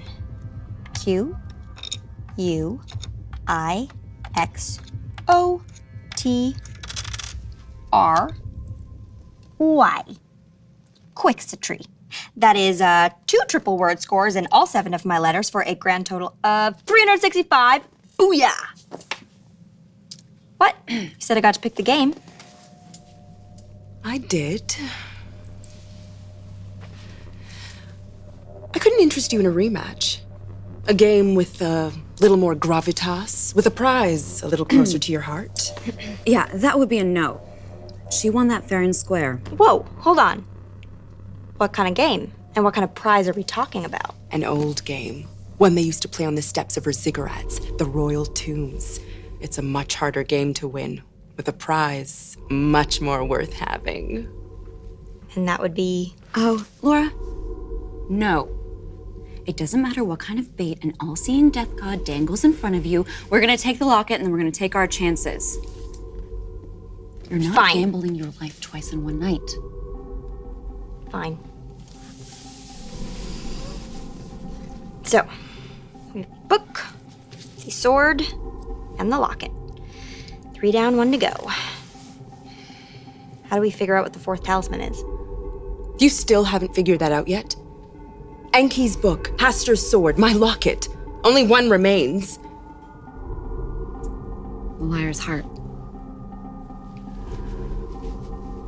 The human heart given to the Covenant. The heart of a Silas board member. But there aren't any humans on the... The only human on the board was... Vordenberg. And I killed him.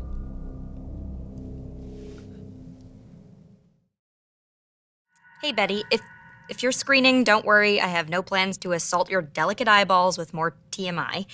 So we can move straight on to, guess what? Not only did I murder an old man, but I also pooched our best shot at stopping the end of the world when I did. Irony! Which, of course, our newly resident evil was quick to point out. So you used the charter to shred the guy containing the 4th talisman like a stack of incriminating paperwork? Ever consider switching sides? Okay, that's enough. Oh, sorry for feeling snippy about winding up the incorporeal go-between for the teenager that got me killed, and it truly, and I cannot stress this enough, terrifying death goddess. I didn't mean to... Oh, let the dean play you for a chump? Use you to remove the board and destroy the last failsafe that could stop her? Mother played us all, Maddie. The only difference between you and me and Laura is that she doesn't have the centuries of life experience to see it coming. I know it probably doesn't matter, but... I'm sorry.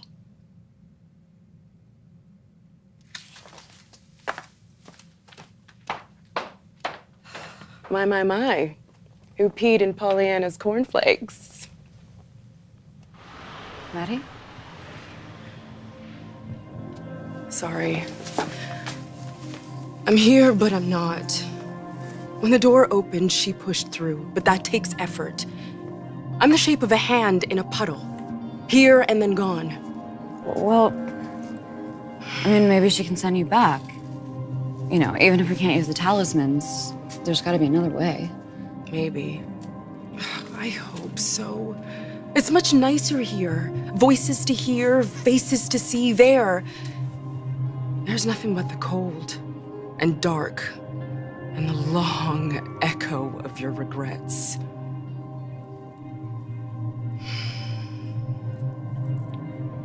Maddie, I'm sorry. No need. I earned them all and more besides.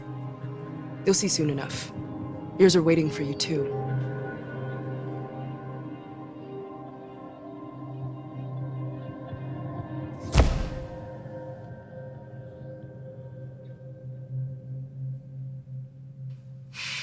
I just don't know what I'm supposed to do. I mean, of course we have to stop the Dean, but even if we had all 4 talismans or we have some new brilliant plan, am I really the one to fix any of this?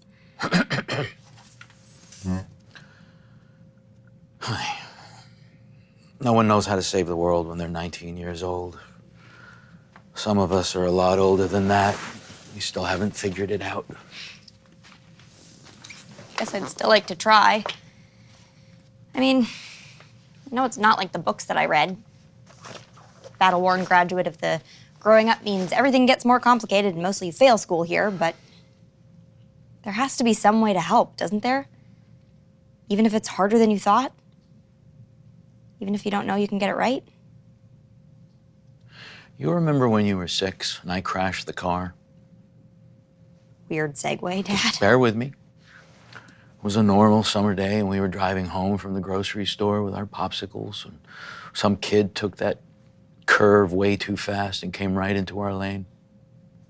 And I woke up with my head on the steering wheel and my broken legs and the car was already filling up with smoke. You had this goose egg on your head and you were just in the front seat just wailing away and all I could think was that you needed to get away from me. You just needed to get out before you suffocated from all that smoke. But you wouldn't do it.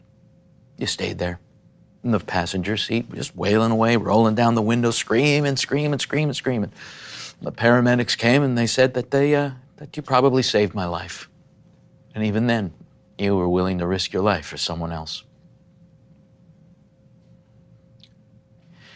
And that has terrified me for a long time. And I realize I can't just lock you away. That's not an option. But I really wish I could. I really, really, really wish I could. But I can't. I can't control everything that happens to you, so what I should have been doing is helping you find other ways to... Just helping you. At the very least, I should have just done better background research on this school.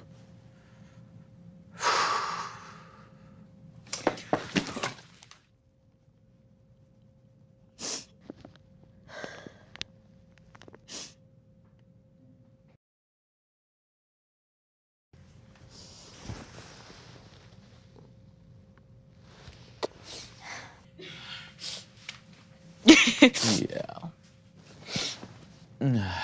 Not to question your keen fashion sense, Dad, but what's with the backpack? Honey. Planning a trip? Yeah, I am. I am. I mean, for the past 5 days, I've just watched you. Fighting vampires and solving puzzles and just summoning death gods. That you are fighting the end of the world. And there should be somebody helping you. You should not be doing this alone. You shouldn't be. There should be policemen and firemen and just grown-ups. And I know I can't make you live behind a bulletproof hamster wheel. So Bob and I are gonna hike back into the world and we're gonna find those policemen and ambulances and armies that should be helping you. And we're gonna march them back here so they can do their friggin' jobs. Yeah. Anyway, there's something I want to give you before I go. All right? Your project? Yeah. Now, it's just, you use it just in case of an emergency. All right? Dad, you didn't build a dirty bomb, did you? Oh, come on. It's not that drastic. Just to make sure you just use the lower settings. All right? Okay. Whew. Can't believe you're leaving. All right. Well, I will be back. I will be back as soon as possible, okay? And these, all right, give to you, okay? Here, all right. Oh. You just, you keep her safe, okay? All right, and, Yes, sir. huh? I will. Thank you. And even though, I haven't really seen anything coming into this room, I just, being safe. And then it has all... Dad. What? No, I'm just... Okay. All right. Okay. All right. Okay. Was that you? No. Okay. You, listen to me. You take your vitamin C every day, all right? And get out once in a while. Take a walk. And when in doubt, aim for the eyes. I am so very proud of you. Me too, Dad. All right. Should I go out there? Oh, jeez, thank you very much.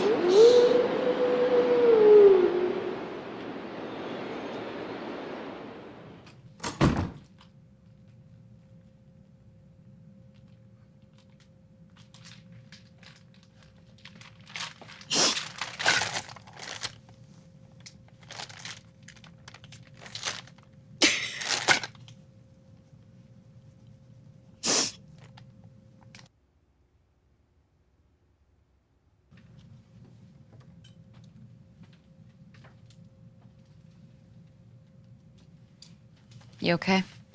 Yeah. Thanks. It's just... There went my dad, who thinks Murphy's Law is one of the 10 Commandments to try and rally the Bundespolizei to stop a god.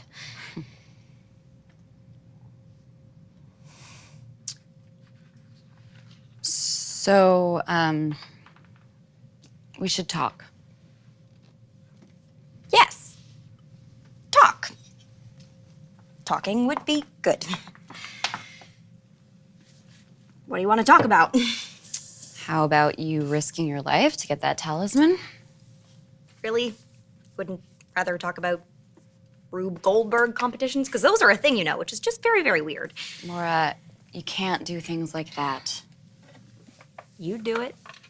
Well, that's different. How? Because I've lived and died and lived again. Okay, do you know how sick I am of this whole you're too young and innocent spiel?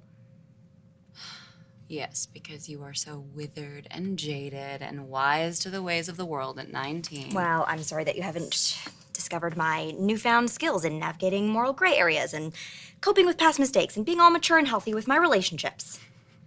Mature and healthy? Really? That's what you're gonna call what's happening right now? I'm not saying that there haven't been slips. Okay. Office furniture related slips.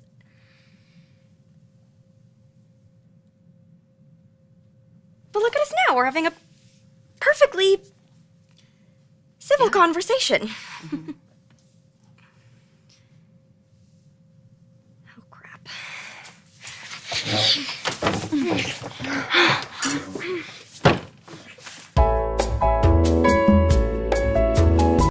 That is turning out to be habit forming.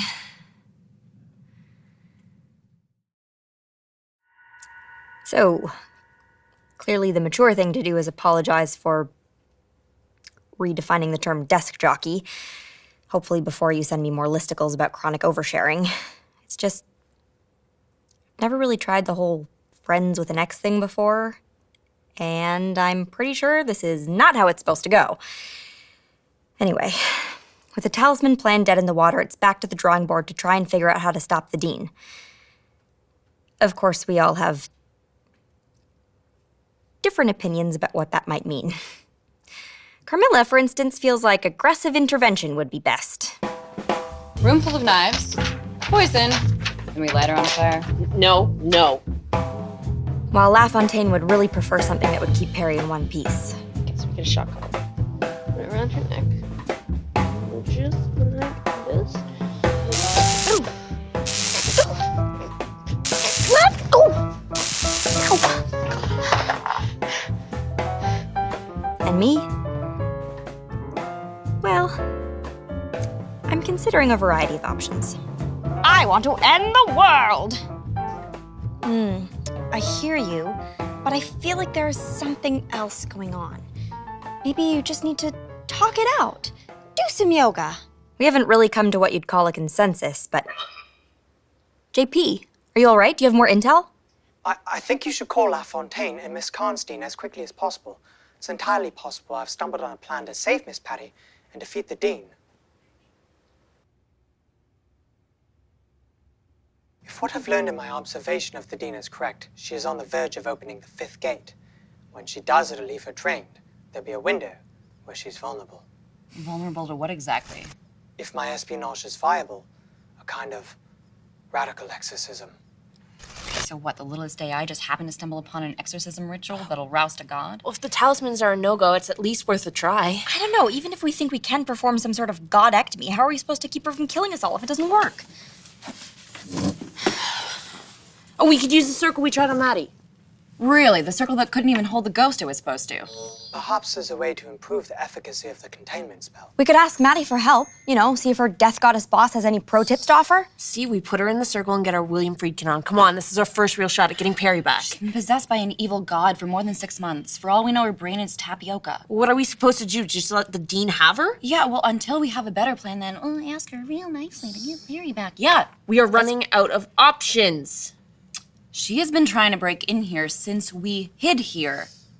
Bringing her here past all of our defenses. Okay, what will our defenses be worth when she unleashes hell on Earth? What, are you gonna break out into song now? Yeah, like this is a joke to you?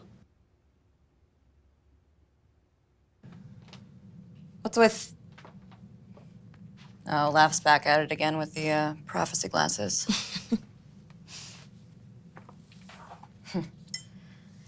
Well, that was about as much fun as dental surgery. Anything get settled after I left? Oh, yeah, definitely. That I don't care nearly enough about Susie Homemaker, that I am a hormone-controlled idiot that only cares about one person in the universe. Speaking of hormone-controlled idiots, about yesterday. When we, Slipped? Yeah. Yeah. I've been thinking, and as much as I can talk about not wanting to be all... this just keeps happening. And it's not like massive mind-bending denial is really healthy either. Not typically. And you're an adult, and I'm an adult, and we seem to be enjoying each other. No, there is definite enjoyment. So I'm thinking that maybe we could just, you know, continue that enjoyment. You know, as long as we don't get all doomed and star-crossed about it, we'll be fine. We'll keep it casual. Light. Very light. So, theoretically, if we wanted to have a little fun right now,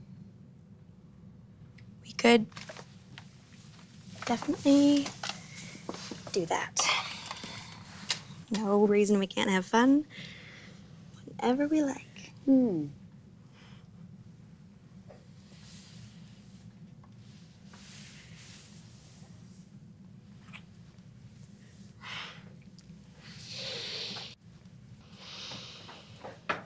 Quick, make the circle. La Fontaine, tell me you didn't just kidnap the Dean. Are you insane? You brought her here? The only reason we're not messily dead is because she couldn't get to us. Yeah, she's a real threat, all unconscious and drooling. Oh, yeah, well, she won't be unconscious forever, lab rat. How did you even get her here? Everything went just like Jeep said it would.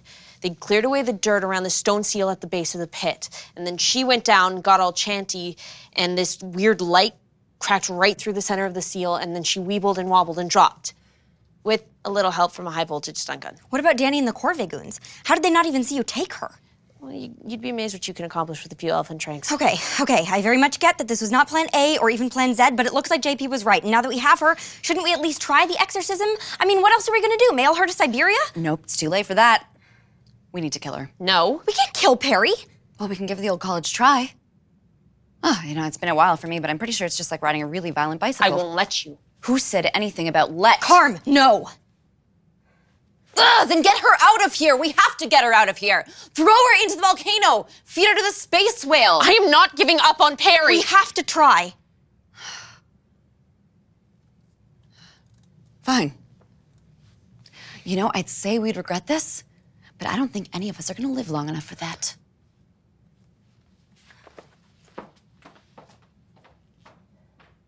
Are you sure this is gonna contain her? As long as no one breaks the circle, and it won't have to hold her for long. The ritual JP sent us is supposed to be performed at midnight, which gives us about 3 hours. And then we're handing the dean an eviction notice.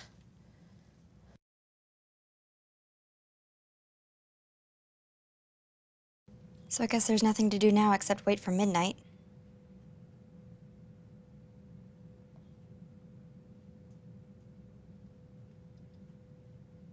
Why don't you take first shift?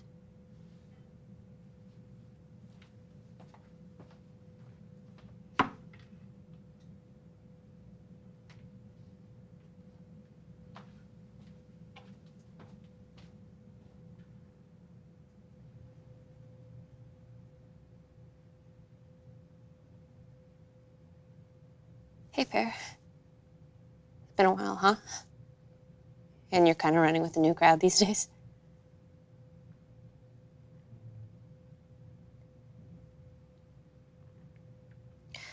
Just wanted to say I'm sorry, you know? That I got so caught up in my stuff, I didn't see what was happening to you. And I know it wasn't just last year. That we'd been growing apart for a while, what with my conspiracy, the weird kick, and you just wanting everything to be nice.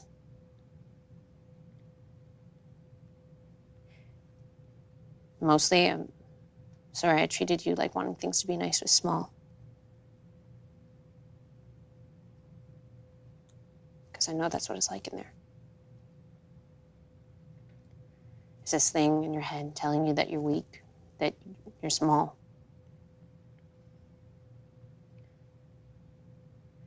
But don't believe it, okay? That's just a story it tells you. Tell yourself a different story.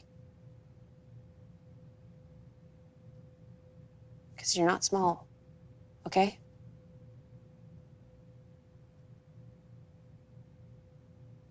You're the biggest thing in my world.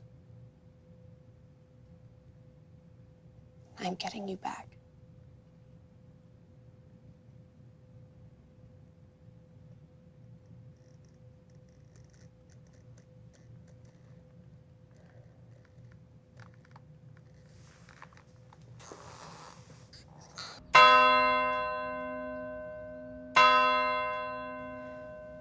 Wakey, wakey. Time to rise and get the hell out of my friend. What is the meaning We're of— having an exorcism and you're uninvited. Laura? Anabiti sa irabusu mulki. Oh, please. As if a splash of holy oil and that scrap of a ritual could— Anabiti sa irabusu mulki. The minute I am out of this circle, little girl, I'm gonna turn you inside out. And I am not gonna be quick about it. You'll be defeated by some empty-headed, whinging little— Anabiti sa irabusu mulki.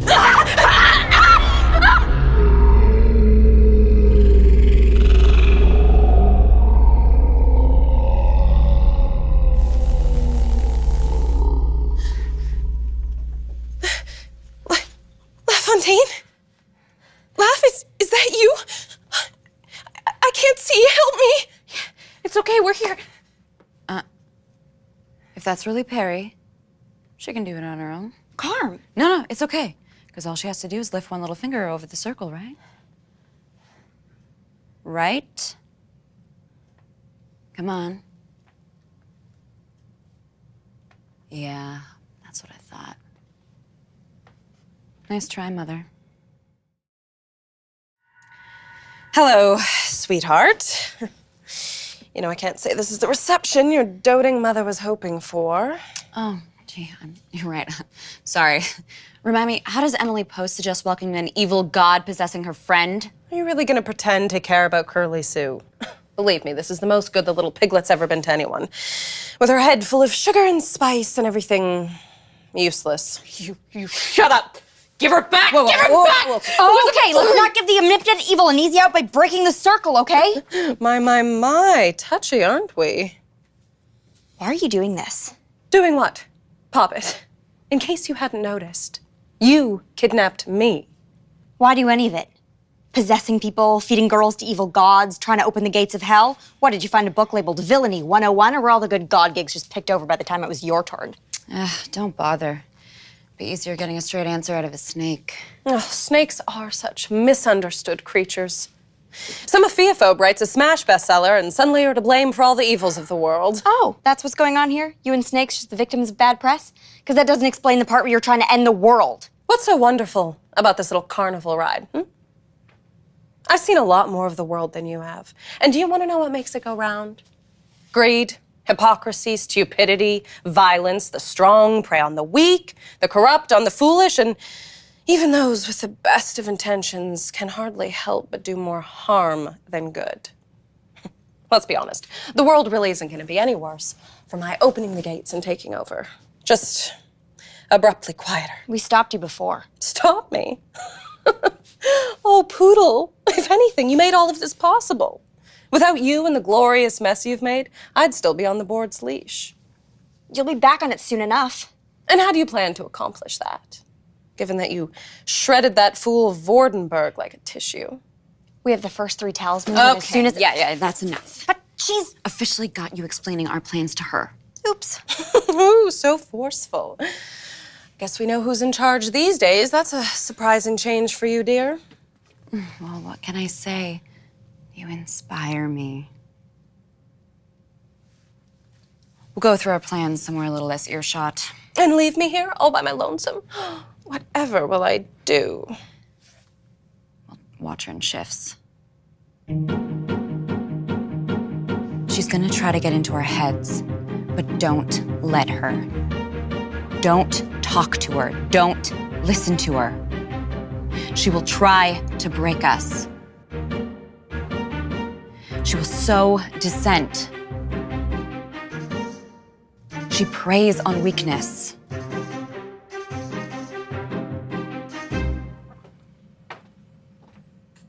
Is she out? Yeah. Nothing like umpteen hours spent emotionally annihilating your enemies to leave you plum-tuckered. Well, I told you not to listen to her. Everything she says is a lie, Laura. Except it isn't. Everything she says is true. Yeah, the way she says it is all horrible and twisty, like some evil total perspective vortex, but it's still true. She's loose because of me. There's no getting Vordenberg's heart to stop her because of me. And even if I had the best of intentions... Stop. Stop. Look, you're struggling, okay? And you're allowed to. Because, Cupcake, the universe is huge. And it's arbitrary and uncaring. You know, one moment you could get sucked into a hell pit, and the next moment you could get pulverized by a meteor. And really, in the grand spectrum of things, it'll mean nothing. This is your cheering up speech. It needs a little work. Okay, well, I was evil for the better part of 3 centuries, so, you know, give me a break. Just, the point is, if nothing means anything, then the only thing that means something is what we make. You know, I mean, look at me. I used to use hopelessness as an excuse for all of the awful things that I did. Until this prissy little overachiever that I was totally planning on handing over to my mother unraveled all of my plans. Because she thought we all deserved better. Even me. And yeah, you are flawed and struggling and uncertain, but it is so beautiful the way you try.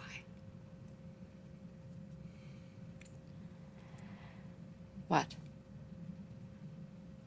To hell with light and casual.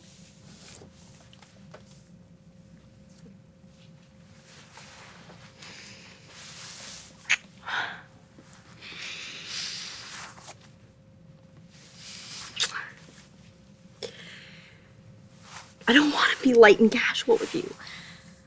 I don't want to pretend that what I feel about you is some stupid, frothy thing that doesn't matter because it is like the axis that my world turns on. And yeah, we could talk ourselves out of it because this is scary and hard and maybe the world's about to end, but if it is, then I want us to have something good to hold on to.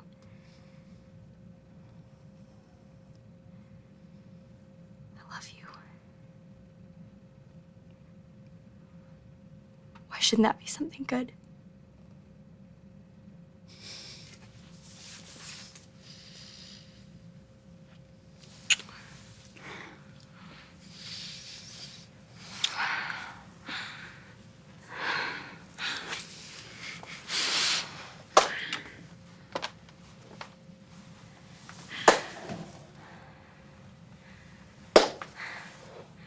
Oh, how sweet. Doomed, clearly. But still very sweet.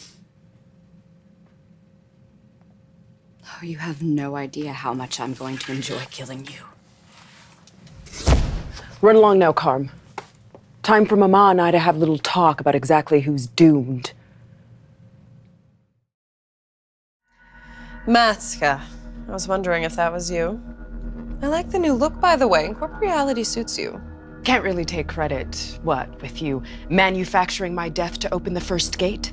A touching reward for millennia of loyalty. Well, you found another to serve soon enough. You mean your sister dragging me from my rest to stop your madness? Why is it that whenever a woman decides to go after what she wants, there's always someone there calling her crazy? The punishment didn't fit the crime, dear. All I wanted was the return of what was mine. And Ereshkigal and Enki and the Valley Men bound me to a corpse and made me subject to fools. Fools that subsequently orchestrated a millennia of war and murder. Sure, there's the occasional bright spot like tiramisu or Rachmaninoff or whoever makes those internet videos about honey badgers, but mostly it's the Inquisition and the Black Plague and reality television. They left me here to rot, listening to my daughters crying out in pain and fear, able to do nothing. Don't sing me sad songs about your daughters. I lived that. The ones you fed upon. The ones you fed to the beast to keep it sleeping. The ones you raised as Judas goats to lead the others into your traps. My family trapped me. Then history forgot me, became the province of men. So I learned what any smart woman eventually learns. If you can't beat them, join them. Come. You can hardly blame a girl for falling back on blood sacrifice once the worship wore off. Oh, so I can see how risking the end of existence is justified. You think I care about this roundabout little rock? About the great above or the great below? They took what was mine, and I will have it back. I am the queen of blood and life, and none shall deny me. You were bound before. Sure, but how do you think you'll manage this time? Only 2 gates to go, and not only are you fresh out of Wardenburg Hards, you're dead, honey. Are you forgetting who I'm speaking for? She's waiting for you. In every shadow, in every lost moment. She will strike you dead and hang your corpse on a hook. Yeah, sorry to interrupt what is clearly a very productive family therapy session, but I'm thinking our day would be a hell of a lot less stressful if you didn't let her trick you into letting her loose. I guess we'll have to take this up later, Mommy dearest. Just go back to your boss, see if she has an idea of what to do next.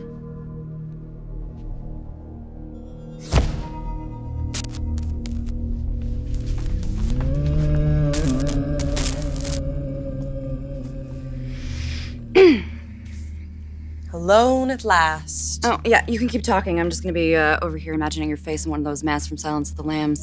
Now, darling, I know you're angry, but really, what have I ever done to deserve being cooped up in this. Oh, I don't know. Should I go through the list of dead girlfriends, the numerous attempts to kill me? I never tried to kill you. Oh, yeah, you buried me alive in a coffin full of blood. Remember that? Perhaps I was a tad aggressive with the tough love, but you're a vampire, darling, and sometimes you just get so fixated on things that it's hard to get through to you. And what life lesson was I going to learn from the centuries of pointless cruelty? That you belong to me.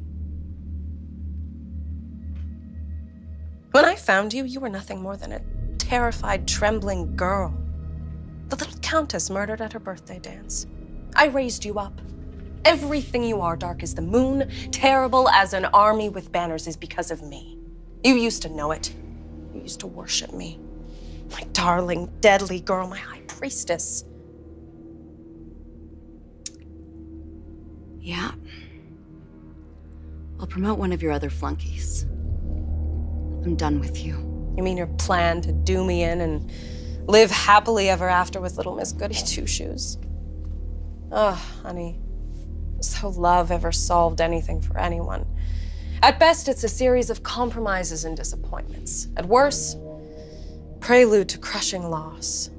And that's without the complications of an affair that's less May, December, and more 1995, late medieval. Are you really gonna give up your place at my side for that? Well, we can cross that bridge when your corpse is floating under it. You all keep saying that, but I've got to say, I'm not seeing much in the way of an actual plan, Mercala. Well, maybe we don't have a plan right now. But as long as you're stuck in this circle, your little hell on earth project is stalled too. So we still have time. Time to figure out what to do with those 3 talismans locked up in the special collections? Yeah, well, it turns out we didn't even need all of them to smack you around like... The talismans. That's your play. This whole time, you've been pushing us on them. Trying to find out where we hid them, but why? I mean, they're useless without all of them, unless there's some other way you can use them. You always were such a quick study. When you weren't missing the obvious. The obvious? The obvious, Fangster Brains. How do you break into a place that's anywhere it wants to be? Let the super friends kidnap you. I've got to say, I wasn't expecting this particular development, but that's why one keeps one's minions close. Mr. Straka, if you please. If you let her out, you're fools! You're nothing to her! You're just saying that to save your own skin. Besides, you missed the most important one there, Vampirella. What we are is winning.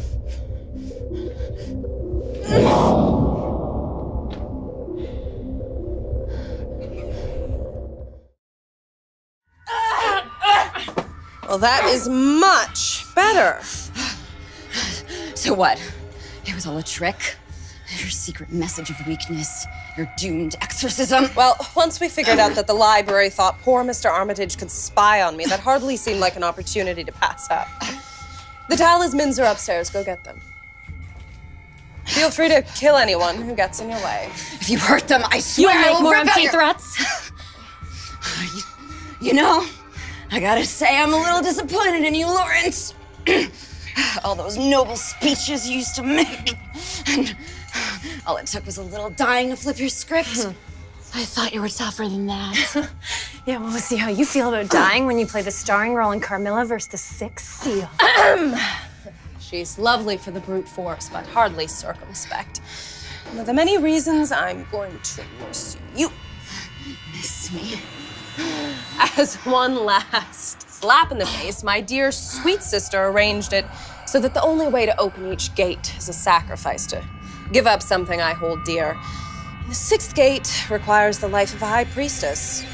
Well, sadly, darling, that's gonna be you. So finding the talismans was just an added bonus? Well, I do so love to multitask. No sign of the off-brand Girl Scouts or the mad scientists anywhere. Maybe they saw us coming and decided to bail. Saw you coming. See you going. Now, Mama, You and I should... What's What's the matter, darling? Just a little dust from the grave of a hanged woman. You always did play dirty.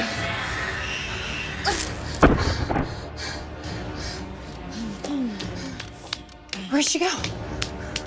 She'll be out of my hair for a little while. And in the meantime... Someone really needs to have a conversation with the library. Laura, run! Carm!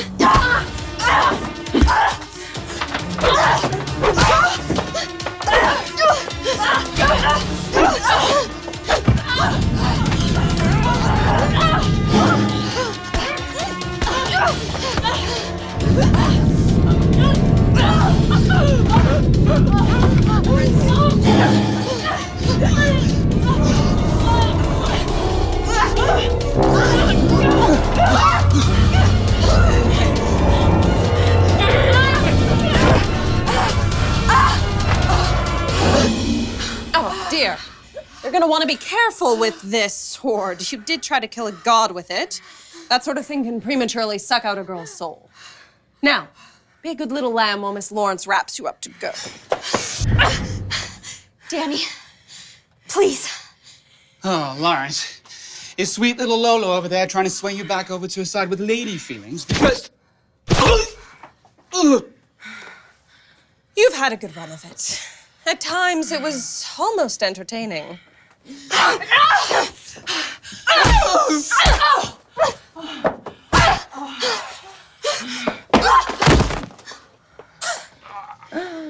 But I think we both know we're finished pretending that this is a story about a little girl believing in people and trying to change the world.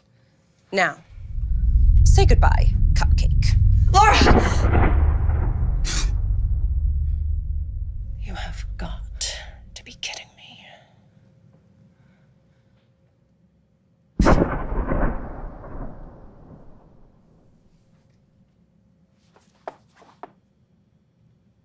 What the what?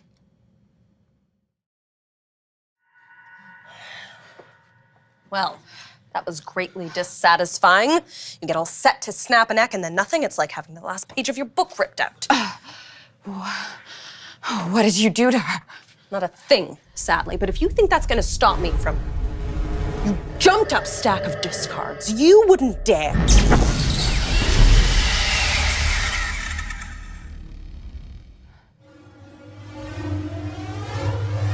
You wretched, scheming book closet. I'm gonna hack you to pieces and sell you on Amazon. But you've given yourself away, Enki. You don't have the power to have done this alone. You still have a high priest. And if I can't use Carmilla to open the sixth seal, then we'll just have to see if that meddling little clerk of yours will do, won't we?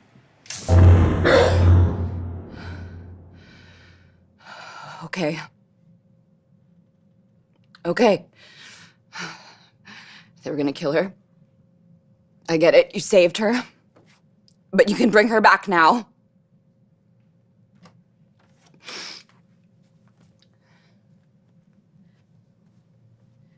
You can bring her back now. She's safe now. God, bring her back.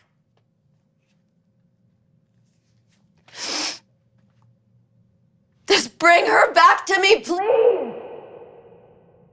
Guys? Hello?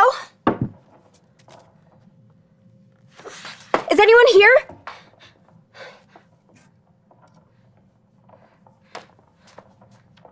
This is so weird. Okay. Keep it together, Hollis. So the dean was about to go all Jenny Calendar on me, and clearly there was no way I was getting out of it, so I'm dead. Weird, dusty limbo, check. Okay, no, not dead, just having a really weird, spidery hallucination. Or the library zapped me here and for some reason picked this weird Alterna library. Which is totally not giving me flashbacks to the first time we broke in here.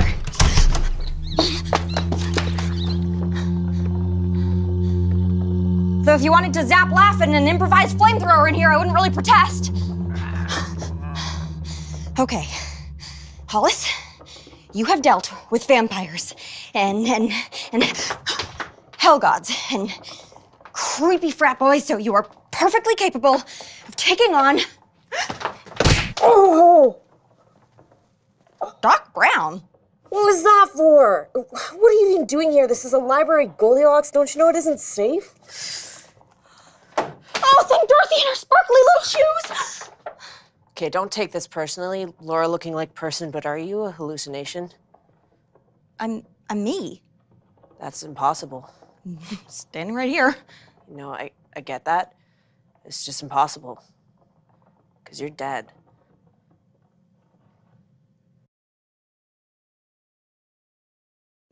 This is so weird. It's like some alternate universe.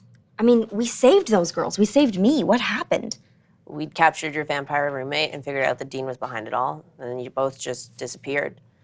Danny tore the campus apart, Perry freaked, and her rejection of reality did not improve when they found that recording of you guys getting thrown into that pit by some creepy Zeta. Zeta? Yeah, you know, that Kirsch guy? That isn't what happened at all. The dean had this evil anglerfish and... Okay, it actually gets pretty convoluted after that, but Kirsch was in no way responsible. I figured. Total patsy. What about you? Why are you here in the library all breaking Laugh? I'm kind of banned from campus. I took over your broadcast to make sure the truth was out there, so they expelled me. And after what happened at my tribunal, it's not like I could go home. But it's cool. I built myself a lab down here, and now I make homemade antidepressants. Really popular. The bigger question is, why would the library send you here? I mean, jumping someone into an alternate universe seems kind of drastic. Cool, but drastic. Yeah, especially when I have no idea how I'm supposed to get back. I think I might be able to answer that. Creepy library dude, we talked about this. You don't bother me. I don't program a virus to delete you. No deleting JP. Especially not if he can tell me what in the Zardos is going on. It's fairly simple, really. The library and I calculated all possible outcomes and our extent causality. And without the fourth talisman, any hopes of stopping the dean become statistically insignificant. But there's no getting the fourth talisman. Vordenberg's dead. The Baron from the board? He's not dead. He's totally here for the 125th anniversary. Exactly. We found you a reality where you can collect the fourth talisman. All you have to do is... kill Vordenberg. Again. I know he's an awful old man, but I could barely do it before, and that's when he was about to kill Carmilla. We can't afford to be squeamish. This universe is only a temporary pocket, generated with what little remains of the library's strength after all the attacks by the dean. If you can't find the heart, by the time it dissipates, our entire world will be lost. If it helps, his existence won't extend beyond the life of the pocket either way. I'm not sure that helps. So you're saying that me and everyone I know are temporary manifestations contingent on the alterations you and the library made to the extant causality? Cool. All you had to change was me getting fed to the anglerfish? It was the best point at which to reconfigure reality. Because none of last semester happened. The dean isn't loose and all those people are still alive. But only temporarily. You can't afford to let might-have-beens distract you from our cause. Yeah. Well, I can't help you so much on the ethics, but if you want access to the Baron, I think I have an in.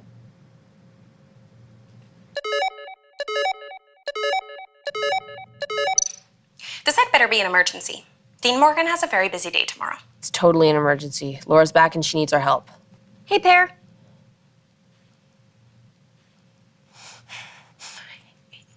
No.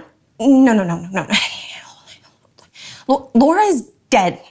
So, whatever freakish experiment you've performed to make me hallucinate her here, well, it is just in poor taste. Didn't make you hallucinate the giant mushrooms. You inhaled spores and helped burn down the theater building. Deal. I am dealing. I have an excellent job with the administration, in spite of my regrettable associations with individuals who blame campus tragedies on vampires. No, Laura is dead. I know this to be true because I organized a very tasteful memorial. And if Laura weren't dead, it would mean that your elaborate world of denial would collapse. It would mean that it wasn't over. That the very dangerous people who killed those girls, well, they might start looking at us again. Perry, look, I know what happened was terrible. terrifying, and I understand just wanting to stay safe, but we need your help. You are so much stronger and braver than you know. Trust me. You always were so inspirational. Just how you got yourself killed. You will not be getting me killed. There. Now don't contact me again, LaFontaine. And remember to change out your HEPA filters. There's a lot of dust in the library.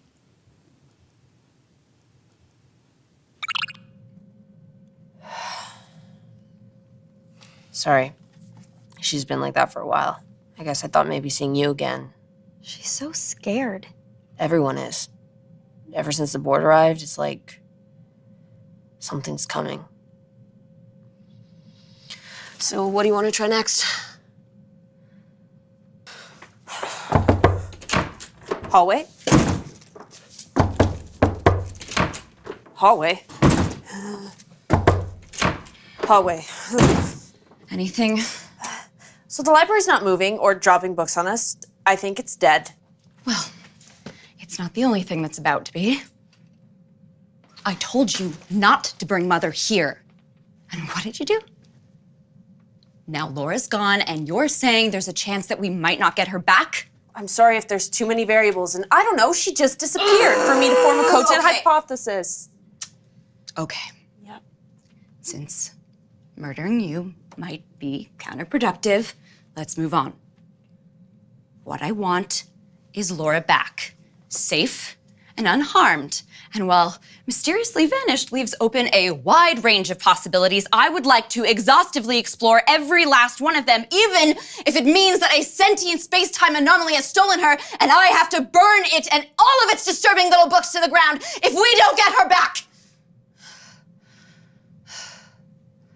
All right, let's get started before I get irrational.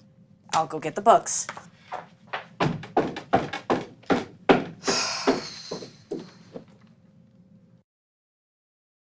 What about Danny? Locked up after what she did to the Zetas after the whole Kirsch murder, do you think? Which also rolls out Kirsch. And the Zetas, there's not many of them left. Betty is gone. What about the Summer Society or the Newspaper Kids or the Alchemy Club? Summers got disbanded because of Danny. The Newspaper Kids have been having some life expectancy issues after they made a mistake in a profile on the dean. And since the mushroom thing, the alchemy guys have been less helpful geeks and more roving fungus zombies. But all of last semester's badness was averted here. No rising demigod, no ill-advised coup. I mean, there has to be someone left standing. Oh no, quick Frost, we gotta hide! Wait! Carmilla? No. No. No, no, no, no, no, no, no, no, no, no, no, no, no, no, no, no, no. You're not here. You're not here.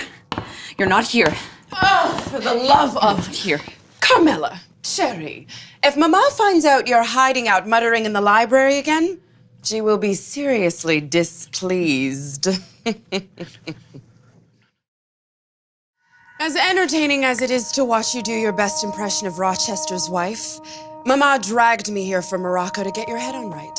So you might as well surrender to the inevitable. Come on. This campus is replete with terrified teenagers. Let's have 1 or 2 or 20 and have a grand old time. I'll let you have the pretty ones. Did you know? Did I know about what? Did you know what she was doing to them? All those years, all those girls trusting me, thinking I was their friend. Now that's the kind of talk that leads to being buried alive. Well, at least this time I deserve it. Oh, kitty cat. You can't keep beating yourself up over your latest lost Lenore. It's Laura. You barely knew her. Yes, I know. And yes, she was young and naive and entirely too trusting, but Maddie, she listened to me. She listened to my sad tale and she didn't flinch away. She didn't believe I would give her up, even when it was happening. You know, and I thought it would be better when I made her stupid, but even the little part of her that was left shone through. It was like She could change the horrible story we live in. And I know it's foolish. I know it's foolish. And I know it's sentimental, but maybe Mother was right. How could a girl like that ever believe in a girl like me? But I did. No. You are dead. You are dead. You are not real. You are not real. You are just a dream floating through a stone wall. I'm here. No. I'm real. Alive, see? Heartbeat and everything. But how can you be? Well, I'm me, but from a parallel universe, one where you saved me. Oh, Laura, I didn't know about the monster under the bed. I didn't know until it was too late. Hey. One broken thing can't save another. Hey. It's okay. It's okay. I know you didn't mean it. And do you forgive me? Of course. As fascinating as this vampire savior shtick is, those of us who are less than blindly infatuated with you are wondering what the holy hell is going on. Yes, Maddie. Hi. My friend sent me here to save Silas from an unspeakable fate. Oh, sweetie. Silas is an unspeakable fate. The Dean is gonna open the gates of hell. What? The Dean, I don't know how exactly in this universe, but she's gonna open the gates of hell, which will definitely involve killing the board members and also be pretty bad for the rest of us. And I know you don't know me, but I know you, and I'm willing to bet you don't want to trade in your haute couture and take us to the Bolshoi for a pit of fire because, yeah, you're evil, but you're not immolate the planet evil. Say I did believe you. Mama is definitely up to something, and concern for collateral damage isn't really her style. But why shouldn't Carm and I wrap you like a box of Knipschilt truffles and hand you over to save our own skins? I won't let you hurt her, Maddie. Let? Well, look at you, kitty cat. You'd pick a fight you couldn't possibly win for this preschooler. Well, that's more fight I've seen in you in ever. All right, Time Warp. Explain to us how you mean to save us from Mama's nefarious plans.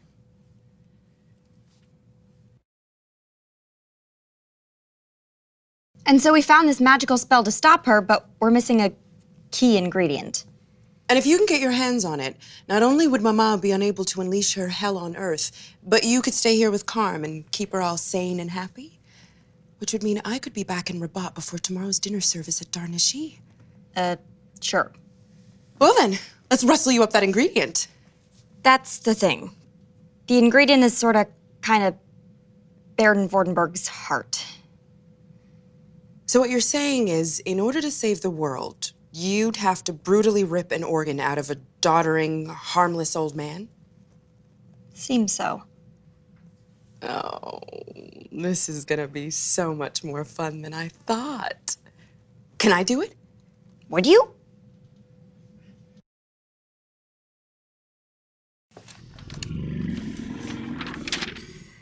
You're doing it again, the growling. Well, you aren't reading fast enough. You know what doesn't help anyone read faster? Growling. She has been gone for more than half a day, and you still don't have any idea. Well, maybe if you stopped acting like a research slave driver and actually helped out as the only member of the party actually fluent in Sumerian. Thank you.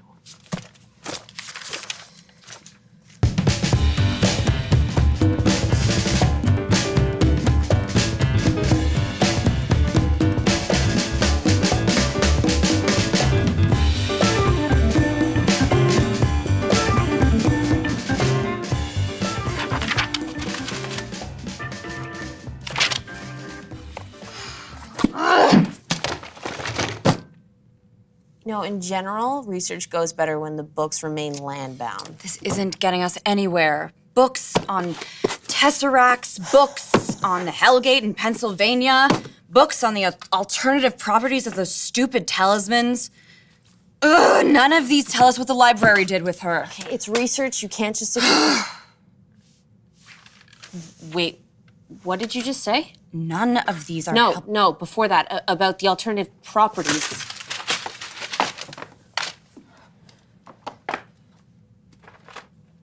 You don't think they could help us track her, do you? No, I don't think this helps Laura at all, but I think you just found another way to save Perry. Okay, Karma's gone to get me snacks. We've got maybe 2 minutes. And you're sure Miss Belmont can be trusted to return with a heart? No, but I trust that she wants me to stay here and help Carm, and that she'd rather not have her mother end the world. I'd be more concerned about letting her believe you're planning on saving this world and, staying here. You won't need to sustain the falsehood long. As soon as the heart is close enough to you and the rest of the talismans, the library and I will collapse the pocket and... JP, are you okay? I'm sorry. Something is happening in our continuity that is painful. Hurry.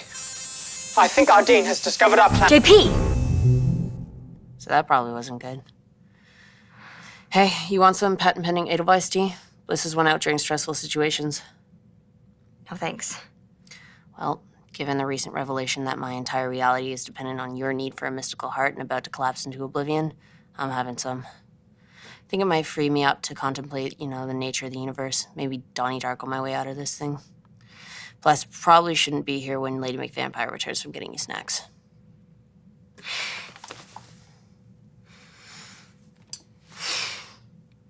You're pretty awesome in any universe. Yeah. Watch your back brush.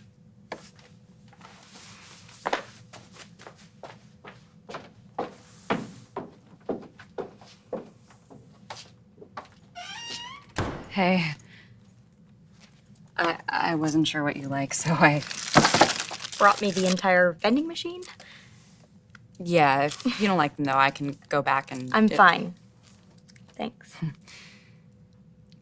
Hey, Laura, in that place that you came from, did I really defy Mother?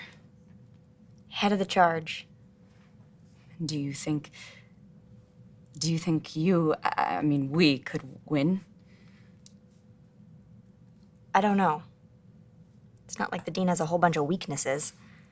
No. You've got nothing to lose when your heart is buried. What was that? When your heart is buried. It's a story Mother told me when I couldn't stop thinking about you. There was this god, Ishtar, or Astarte, or... Inanna? Yes, who lost her love. So she descended into the underworld and... Through 7 gates? Yes, to get them back. Only the other god stopped her and cast her out, and now she loves no one and nothing, because her heart is buried. That's what she wants. Not to rule, to have her love returned. That's awful. Totally not a justification to end all life on the planet, but... Well, I'd do it for you. Now that you're back, it doesn't matter if the whole world burns. Carm, Well, isn't that darling? That's enough to make a girl reconsider her stance on pets. Did you get it? Did you... Did I tear through that lying old windbag like a tissue paper? Absolutely. Someone has spun his last yarn on the Austro-Hungarian War. That is graphic. So what's next, Parallel Girl? Well, we gather all 4 talismans together and... Wait. Is that my locket? Well, yes, but... And it's broken? Why is my locket broken, little girl? It's not what you think. Oh, really? So I definitely shouldn't be upset that my heart isn't in the locket, even if there's no way to remove it without, say, killing me? Oh, God. What is she talking about? You would never... She would never... Laura, you need to hurry. The dean, she's here and... We're running out of time. You have to give me the heart. Did you? In the other world, did you murder me? I'm sorry. Oh, sorry. Oh, you haven't begun to be sorry. No! No! JP, you have to jump me again! No, you can't leave me again. No, I won't lose you again. There may be one chance to open the last gate. She must give up immortality.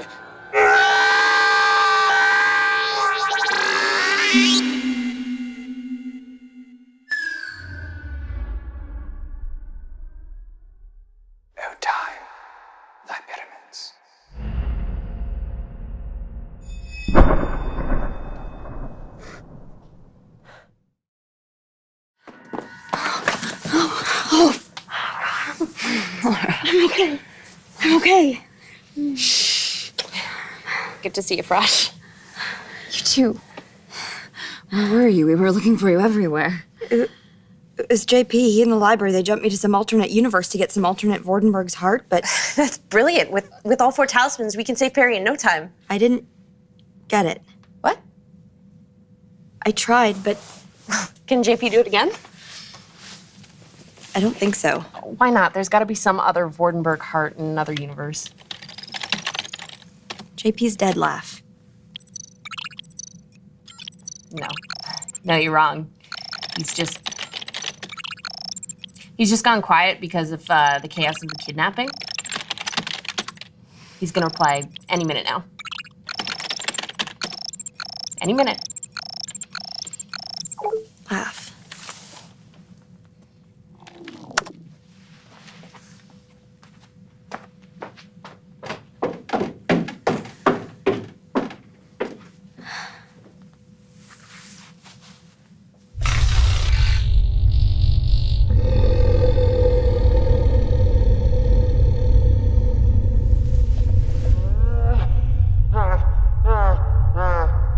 That's definitely not good.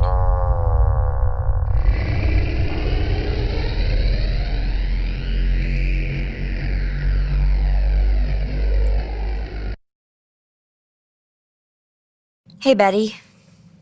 Or anyone else who might still be out there. So after some extensive rereading the Book of Lives, we're pretty sure the Dean has opened the 6th gate and plunged Silas and possibly the world into a permanent dark. We were really close to getting our hands on the 4th talisman, but I lost it, and now with only 1 gate left to go.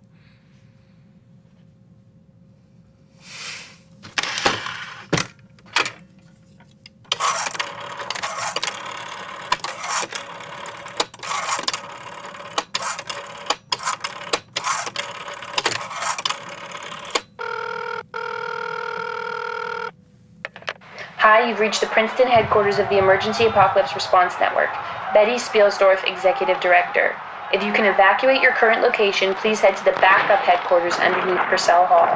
For those of you willing to join the front lines, bring whatever weapons you can find. We will not go into the dark without a fight.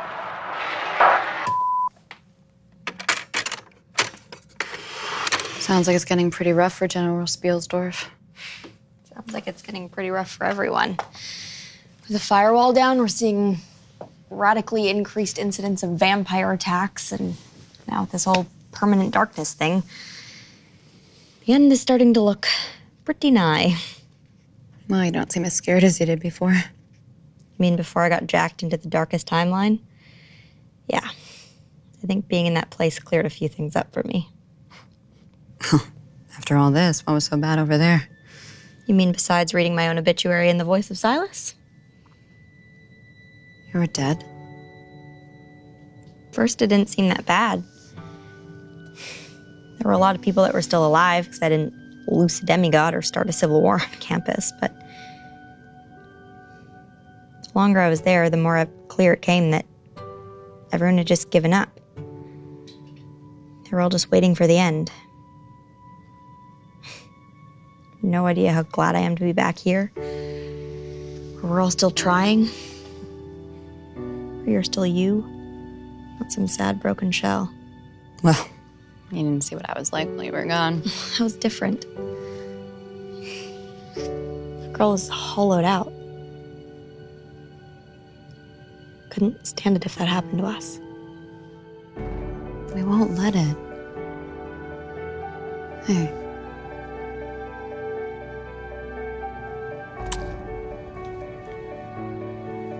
Even if the whole world burns, I won't lose you again.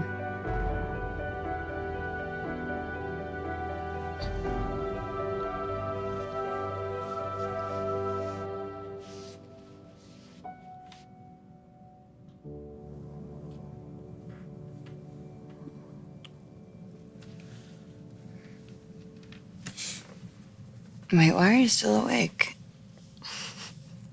Why are we sleeping at the desk? You were sleeping at the desk and doing adorable twitchy things that I can only imagine involved sleep murdering a ball of yarn. And B, JP said something right before he He said we had one last chance. That in order to open the last gate, the Dean had to surrender her immortality. She'll be vulnerable, so if we had some way to stop her... We have the sword. But isn't the sword useless? Without all 4 talismans, there's no caging the Dean. No, well, not caging, but when you were gone, I found a book that had a history of the talismans. LaFontaine thought that it would be a way to save Susie Homemaker, but it turned out to be quite the opposite. The opposite? The book theorized that because the sword was dipped in the blood of Hoster, and it carries the echo of his death, that it might be able to... shatter all that oppose it. Right. Except it totally didn't kill the Dean the last time. It killed her body. Just last time she hadn't surrendered her immortality. But that would mean... we'd have to wait until she'd already made the sacrifice to open the last gate. I mean, that's a narrow window to... Kill Perry? So that's it? The plan with the talismans falls apart and suddenly it's time to kill Perry? Laugh. We have to stop the Dean, and without Vordenberg's heart... Then we need other options because killing my friend isn't one. Look, I'm sorry you haven't figured out a way to science yourself a happy ending, but if it's between Betty Crocker and hell on earth, then I'm gonna get Machiavellian. As long as it's my friends doing the dying, right? Fine for Jeep to sacrifice himself, fine to kill Perry, but if it was Laura with her neck on the block, or Carmilla... Okay, that's enough. I want to save her too, but we're running out of time. We can't let the Dean open the last gate because we're all dead if we do. None of us can be more important than that. So if you've got a better plan, I want to hear it. But if you don't, then we have to use everything we've got. Yeah, I can see how it would be inconvenient to take murder off the table. And that's funny, because when all this started, we were trying to save one kidnapped girl. Laugh. Leave me alone. Get out!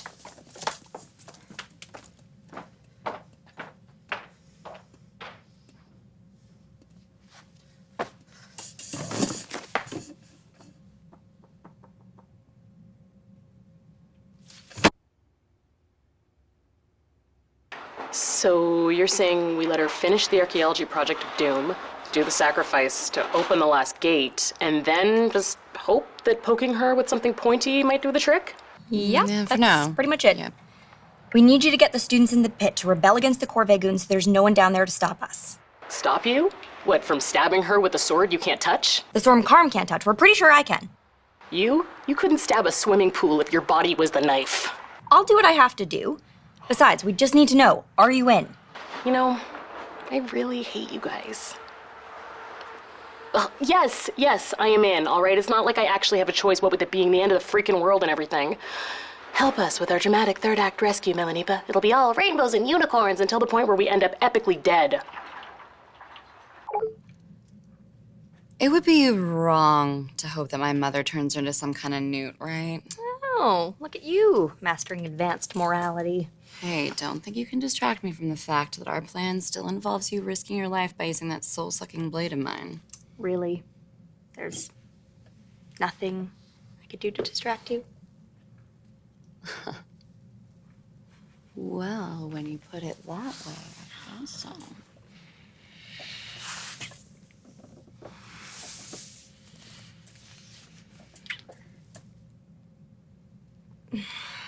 Sorry, I can't sit here being all romantic when Laugh's right. Our best plan is gonna kill Perry. Laura, it's not like we have a choice. Well, shouldn't we, though? I mean, is use magical sword to kill helpless, possessed girl really the best we can come up with? I mean, maybe we should be helping Laugh if they were talking to us and you and I were really good at any sort of sciencey thing.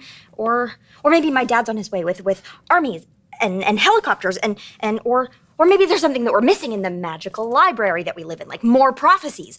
I mean, we still have the glasses, right? They're busted, but they must be able to tell us something. Like, oh, here's one. It's a shame about the jelly paper. I always liked the Dewey Decimal System. Laura... Okay, that one's not brimming with sense, but here's another one. The shipping manifests return all 4 to sender. Simultaneous delivery is recommended for efficient assembly. Come on, you're just making yourself upset now. There's Laura. got to be one around the desk here somewhere. And where death has dominion, the holly fades or the garden withers unless the little growly sunbeam says no. Well, I mean, that one could be. Yes, it would be terrific if the nice and accurate prophecies of the crazy owl lady were the answer to everything. We can't just abandon her. We need a better plan.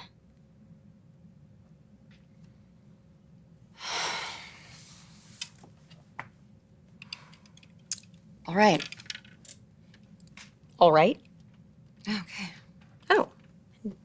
Here I thought I was going to have to make some impassioned argument against the nice, expedient violence. Well, I'm fine with a viable plan A, because I can always go back on the violence. You may want to rethink plan A and plan B through Z, because any plan that kills the Dean will end with Carmilla dead.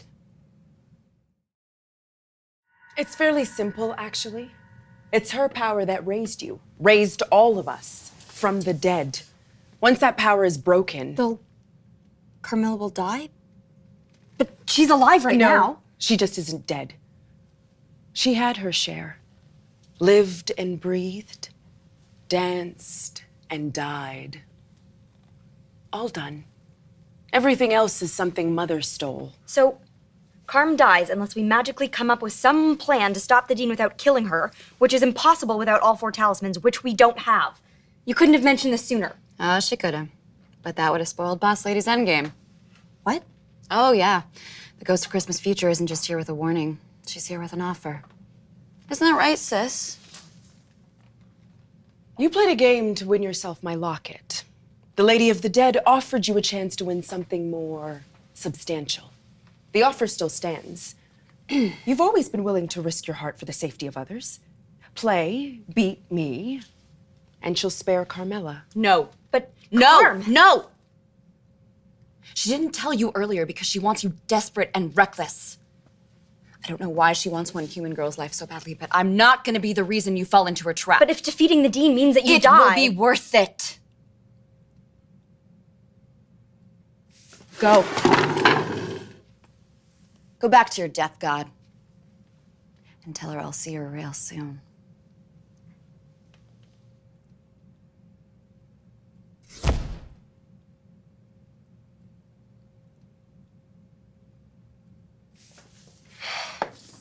I hate this. I hate that Laugh thinks we're murderers. I hate that they're right, because our best plan is gonna kill Perry, and also you, apparently. I hate all these stupid gods with their stupid games and their stupid rules. I just wanted to go to college, you know? That was supposed to be my big adventure. I can recall the feeling. I'm not here for a fight. I doubt that, baby fangs. Carm, she means it. You can't be serious. She brought Kirsch. Hey, Laura. Did you know there's a giant hell pit on campus? It's like 20 stories deep. They didn't put that in the brochure. I need you to take care of him. Oh, are you playing too rough with your toys? He isn't. I don't want to kill him, all right? There was a person I was supposed to be, and when this happened, it was like the Dean drew back a veil, and suddenly I could see it was all a joke.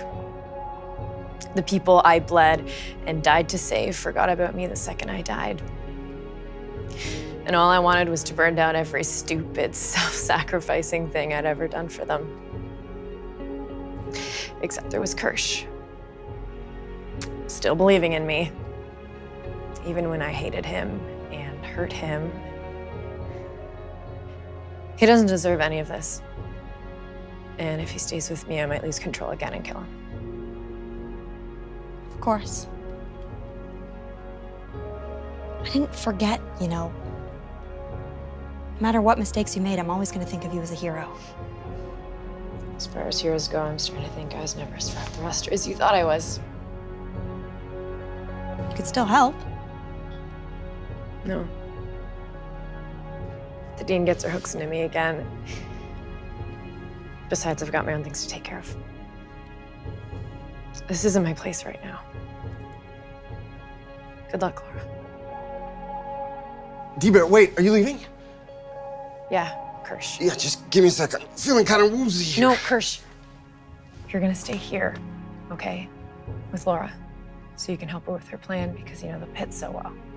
Like back when I was her dude escort? Yeah, just like that. You're coming back? No running off to be all Furiosa without Max, right? Kirsch, you got one right. Thank you. Hey, Zena. Just try not to get any deader, okay? You too, Fangface.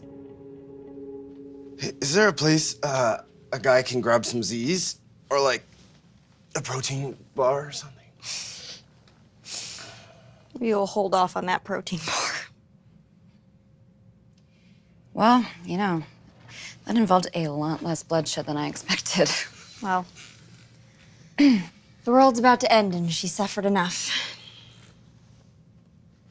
Pretty sure we all have. Hey, would you look at that?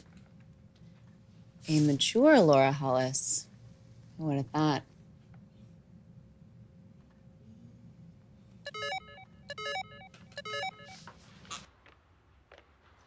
Okay, Wonder Twins, whatever it is you're planning, you gotta do it fast, all right? Her unreasonableness has kicked this place into high gear. We've been digging nonstop, and we've reached the last seal, and based on the chatter I'm hearing from Thebro and the goons, it sounds like she's planning on cracking it open tomorrow morning. God, so soon? All right. All right, we'll get there as soon as we can, but we need you to start the uprising right now. Are you insane? We've been digging nonstop for 3 days. We have no food. We have no water. I have people dropping like flies, and every single able-bodied person I have is just trying to keep my wounded alive. Look, I'm sorry, Laura. I want to help. I really do. You guys are on your own.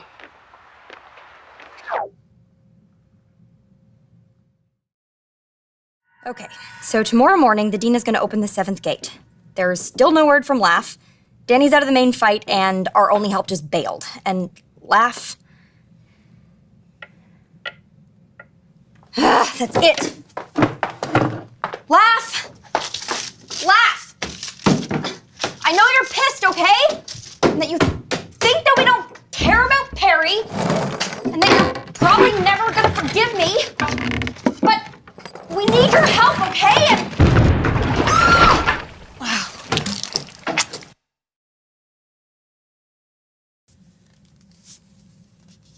Yeah, it looks like they scraped an ounce of metal off the edge here.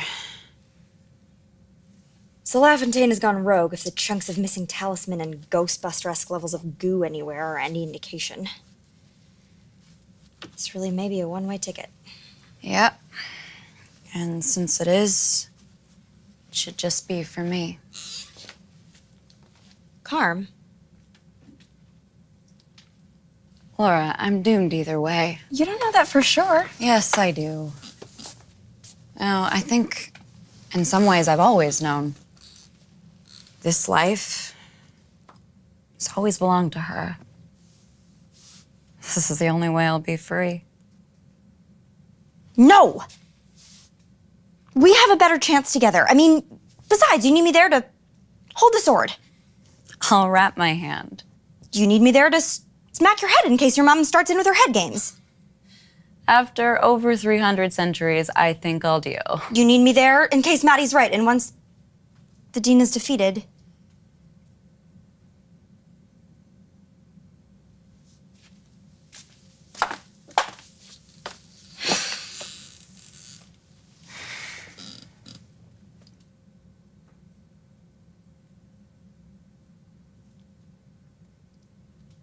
I don't want you watching me die. Well, that makes two of us. But you aren't going to do this alone. But you know what would be worse? Watching you die for no reason when there was a chance I could have saved you. Laura, if you go with me, all I'll think about is losing you.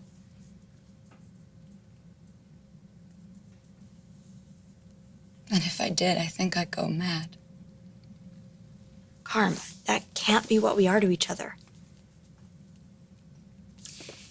In that other place, you told me a story about how the dean loved someone and they died and she couldn't accept it.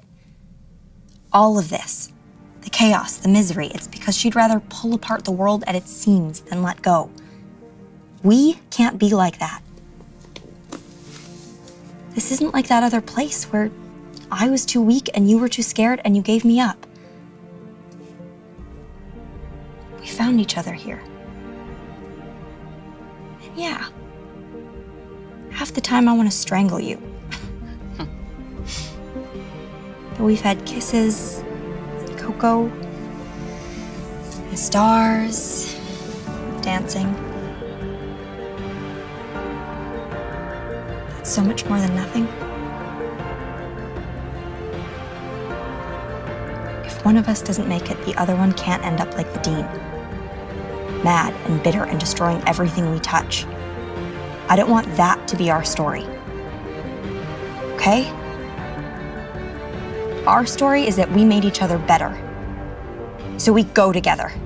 We try and save Perry together. We face whatever comes next together.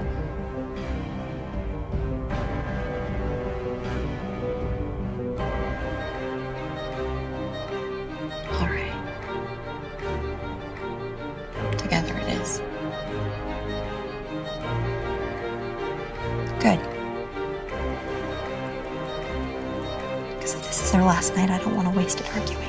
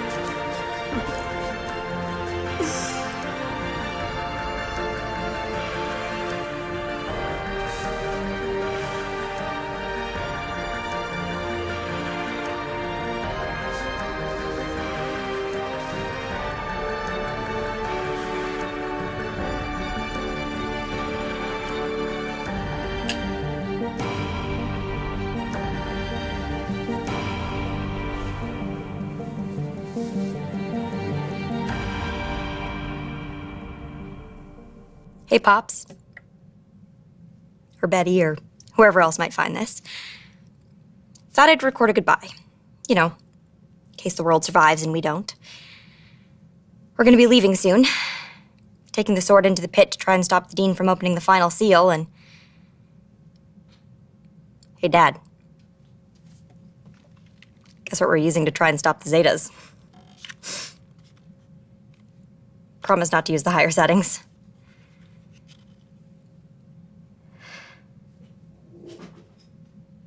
Just, before all this, I spent so much time trying to figure out how to keep myself safe. Not just physically. I didn't want to risk hoping too hard and ending up disappointed, or loving too much and having too much to lose. Because it seemed like that's the lesson the world is trying to teach me, you know? Except now I think that love is worth the risk. And it doesn't matter how safe I try and make myself, there's always going to be disappointment and loss. There's no stopping that. Not unless you give up before you even try. It's why we have to do this tomorrow, even though I'm terrified I could lose her. Even though I'd do anything to take her place. Exchange her life for mine.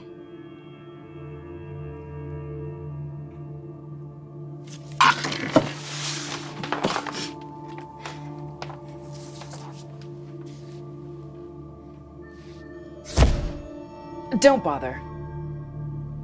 Look who changed her mind about gambling. No. I'm done with your rules and your prophecies and your games. Carmilla was right, wasn't she? I have something your Queen of Blood and Ashes wants. So get me a direct line to your boss. We're gonna make a deal.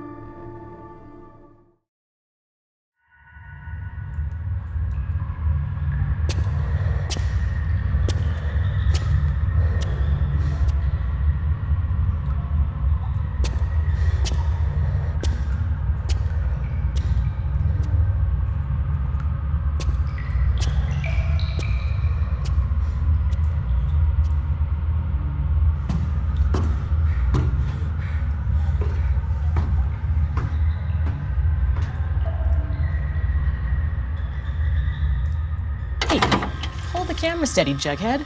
Hey, I've been chained to a wall and chronically under-burritoed for months. I've missed like a ton of forearm days. Would you idiots shut up? We have a very small window of time here. And if we mess up this opportunity because of you two toddlers, I am going to... Okay, back it up, Citizen Fang. I should be upstairs helping my people, not letting myself get sidetracked by Tootherella and the snack food who walks like a man. But we're like guides. Or the reporters who go along with the super elite commando squads. Embedded dudes, only in a pit. We're like... Pit correspondents. Totally! Shh, something's moving.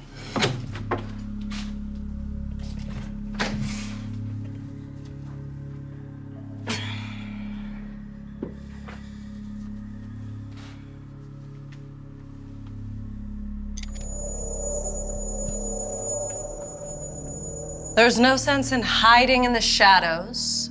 You might as well come out. Great, Diana. We are so busted. Hello, Mama. Hey, it's that dead lady from the board. Why's she here? Isn't she, like, for keeps dead? Was that call not close enough? Be quiet. Is my sister really gonna hide behind some bloodless wraith tonight of all nights? Maybe she thought a familiar face might stand a better chance at talking you down. The ways of the underworld are perfect, and are not so kind to those who would disturb their order. She did always prefer her harbingers and prophecies to direct confrontation. Time is on her side. After all, everything dies. Not everything. Not tonight. Tonight, all the prophecies are on my side.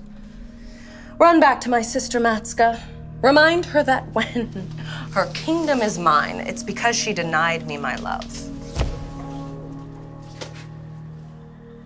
Nisilim, Zakaru, Ezebu, Anunnaki. Nisilim, Zakaru, Ezebu, Anunnaki. Well, isn't that strange? Enjoy it while it lasts. Oh, hello, sweetheart. I was wondering when you'd make an appearance. Oh, sorry, what was that? I was so distracted by the fact that you're not immortal anymore. We have the sword, and we all know we can kill you with it. But if you stop this now and promise to let Perry go, we'll let you live. Are you really gonna pretend that that's your plan? When killing me puts Carmilla back in the ground in the same stroke? You, the hopeful little Holly girl?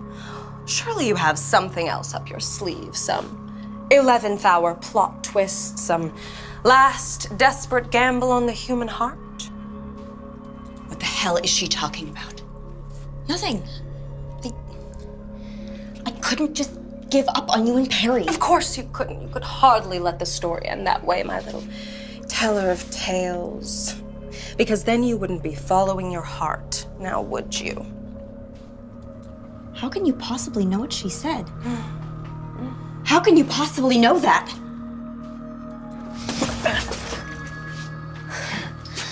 I don't know why you're gloating, Mother. You know, frankly, I don't care.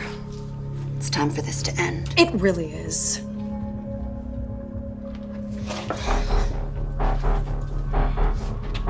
Laura. Now! Do it!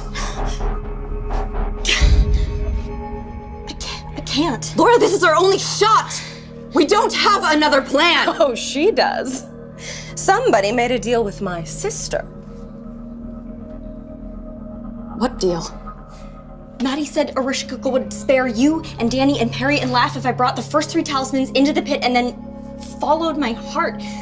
She said there was some sort of prophecy. And so you gathered up your little trinkets and brought them here, thinking there was some other way to stop me. But prophecies are such tricky things. They so rarely mean what you think. Ancient logic, I suppose.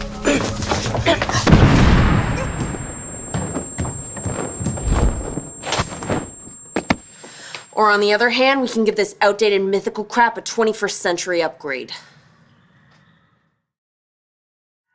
Oh, and the science nerd intercepts! Yes, because that's what this epic final battle needed. Sports metaphors. Everything's better with sports metaphors. And beer, and loaded potato skins. Do you have any snacks? Do you remember that time I hunted you for sport? Good times.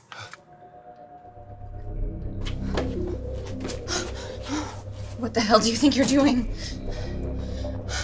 That sword was our only chance. Oh, I'm sorry. Did I interrupt your plan to kill my friend? She is actively in the process of ending the world. What's Armageddon compared to the long overdue rescue of your BFF? Oh, I'm so sick of everybody speechifying like the freaking Enlightenment never happened. Cause yeah, you might have been a big deal back when we were still psyched about fire and using goat energy to predict the weather. But these days, we've got nitroglycerin and portable MRIs and injectable nanobots capable of reconfiguring your synapses. I don't care what kind of big Paleolithical deal you were. If you're in a brain, you're running on neurons, and I am really good at neurons. Science killed God once already. Let's see about a sequel. Did Laugh just Destroy our only weapon. Yeah, they just screwed us royally. They seem to be doing okay. You couldn't. No, just little machines, little tricks. If those tiny machines were made of the talismans the board used to control you. I only have 3. A liar's heart, nothing a little grave robbing couldn't fix.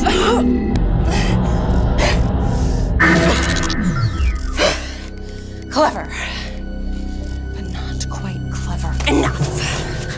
I'm guessing you just didn't have the right tons in it. Or maybe it's a lack of vision. That's the real problem here. Oh, don't feel too bad about it. That was awfully creative.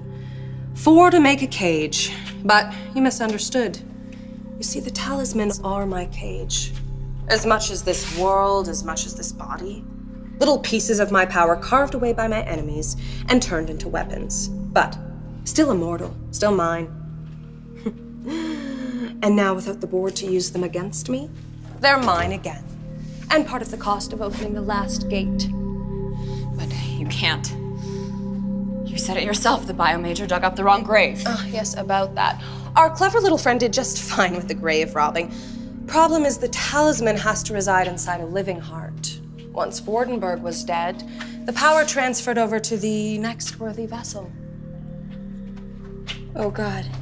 What? Carm, I'm so sorry. Sorry for what? Funny thing about Proto-Akkadian. Did you know the word they use for liar is the same word they use for storyteller? That's what she meant when I made the deal with her.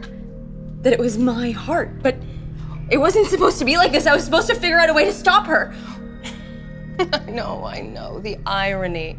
I was never going to be able to open the gates without the talisman, and the library kept me from stealing them. But I knew my sister couldn't resist a good prognostication. And now here they are, the book, the locket, the sword, and now there's only one between me and my victory. No! Laura! No! No! It really was so kind of you to bring it right to me.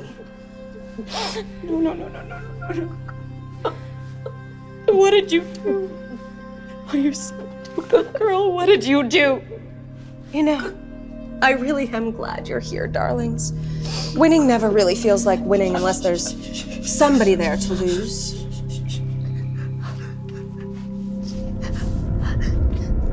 Pita, Babkama, Loruba, Anaku.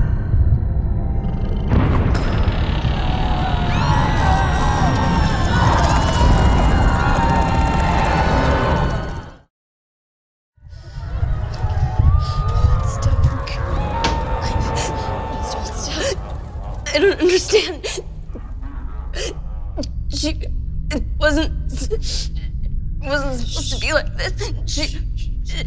She must have known.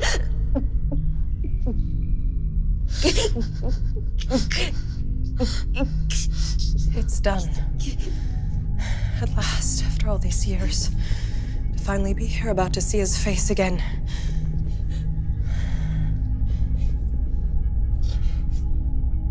Lost, and more than lost. First among the dead. For you, I have cast off my crown and lived in chains. For you, I have shed my blood and surrendered to time. For you, I have walked barefoot into hell. Pastor, Aramu, Titan, beloved, live.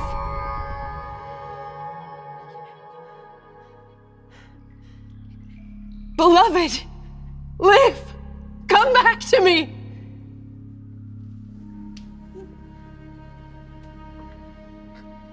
Maybe he's on another call. He should be here. He should be the first through the gates. Where are you? I am descended into hell! I have made myself a beggar and a slave! You have to be here! You have to! Give him back to me! It's strange you wouldn't be here. After waiting 6,000 years? You didn't mess up your spell, did you? You didn't say, take something that needed to be freely given? You want to mock me? I will show you what it means to grieve. I may not have my beloved, but the gates are open. I will leave this world a wasteland of ash and bone. If he does not live, nothing will!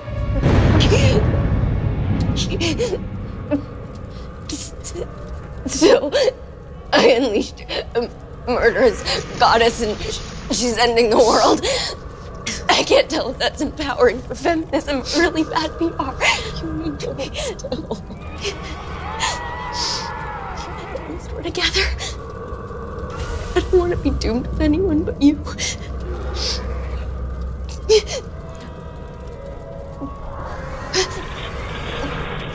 What is it? It almost feels like it's still. What are you doing? It's okay.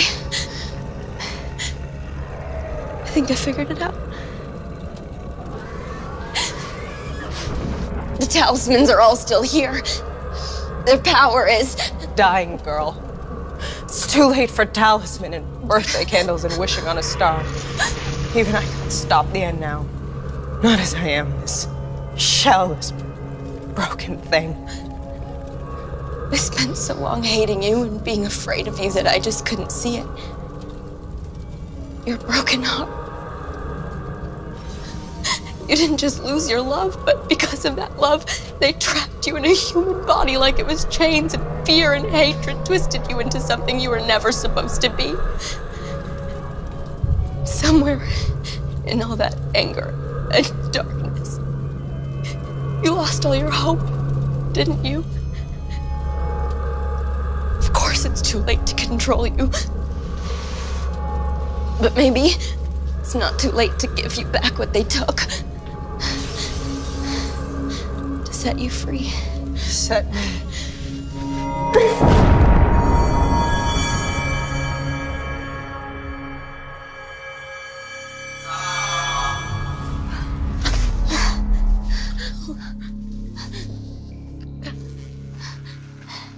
It worked? Cool beans.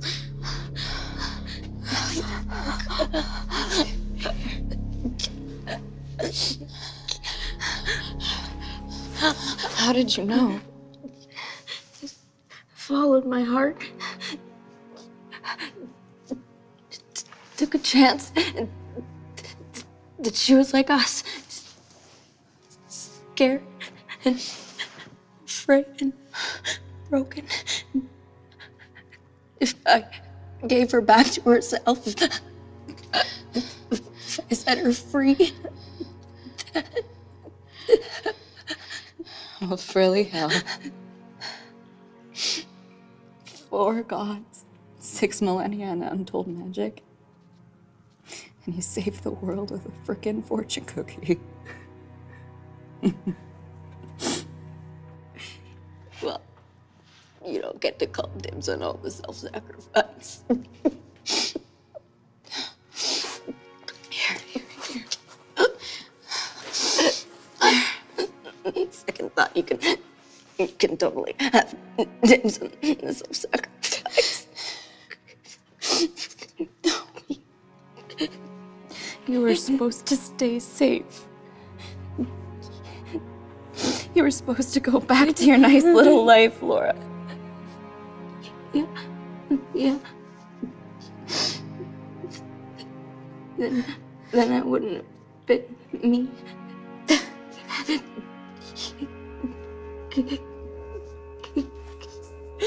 Please don't leave me. Not after all of this.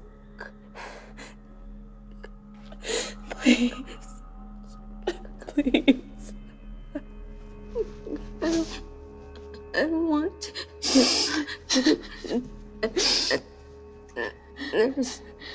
There's still so much I want to do. Like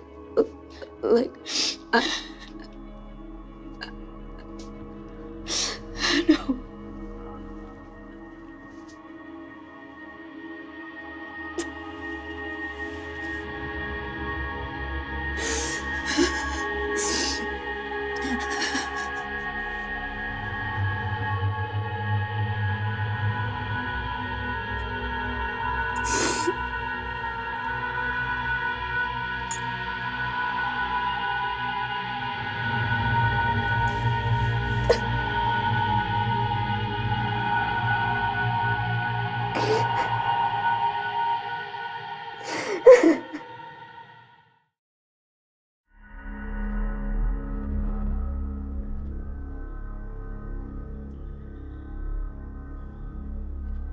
I think I'd like to be dead now.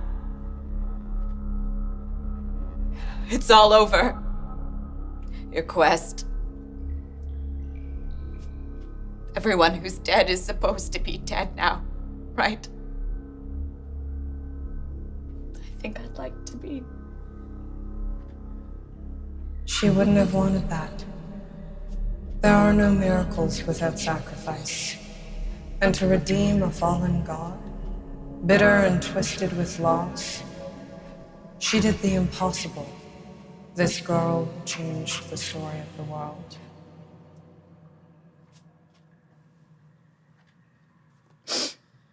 Okay. She's a miracle. And you're a god again. So you can bring her back now. You know that a sacrifice undone is a sacrifice negated. You would undo all that is. I don't care. Don't be as I was, child. Don't let grief make you hard and cold. Some god you are.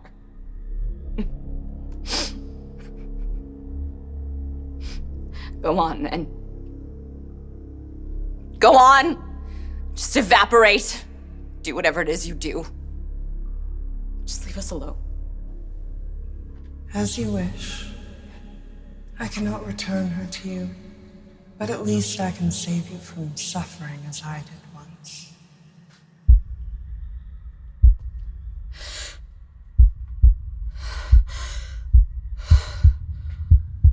No. No. How dare you? How dare you? You think I want to be mortal now? After all of this? Take it back. Please take it back.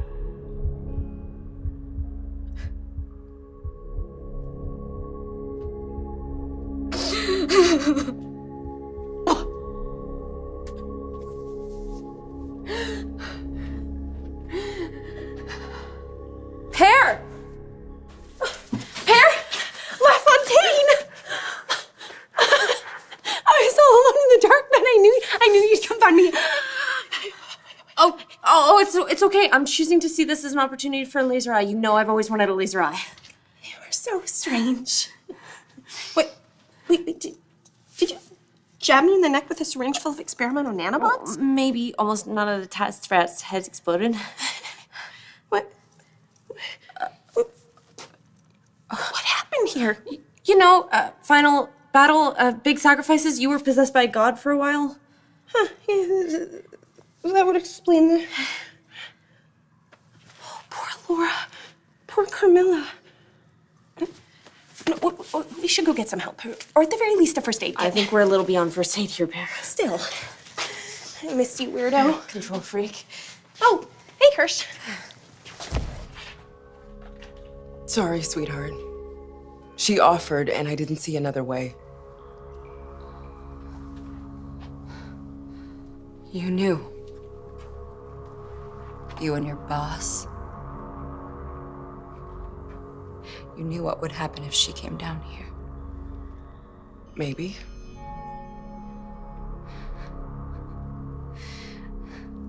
Just another regret to take with you when you go, then. Or maybe I've done enough. Maybe I've earned my rest.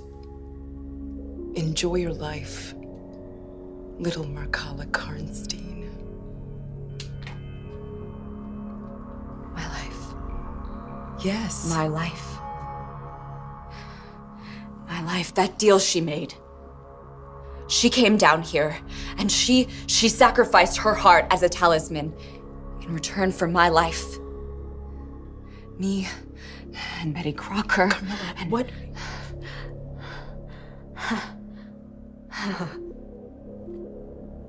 I have something your death goddess wants. Me. My death. A life to gamble for a life. Don't be a fool. Take your borrowed years and live. Don't fling yourself into the long dark. The Queen of Blood and Ashes won't go easy on you. You aren't some innocent co-ed out to save the world. For 300 years, you were death. You know better than to think the world is like that. No. No. This is not how her story ends. Screw that. Screw giving up. Screw just letting go. Pick any game you want. Tonight I'll kill a god if I have to.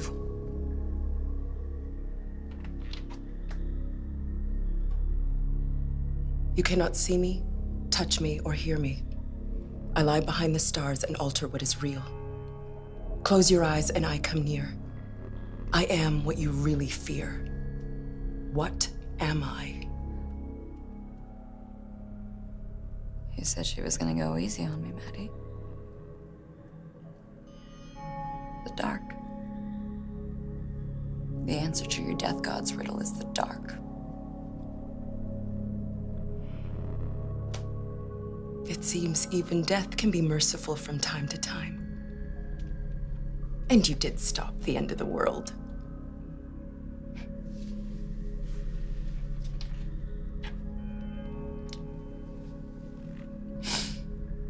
See you around, sis.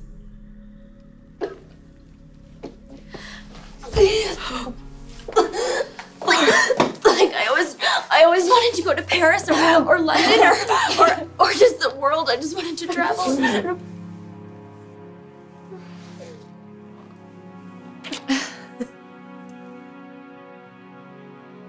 Don't take this the wrong way or anything, but why am I not dead? And do you have a heartbeat?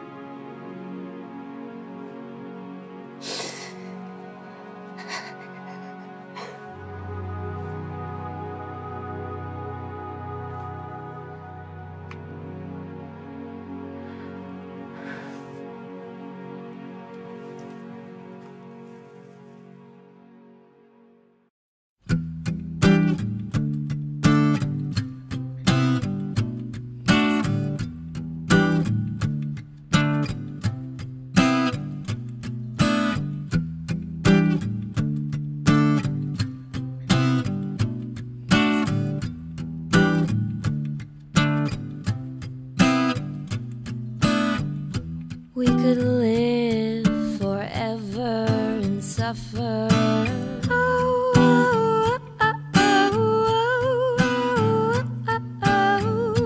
Die as one, together as lovers. Oh, oh, oh,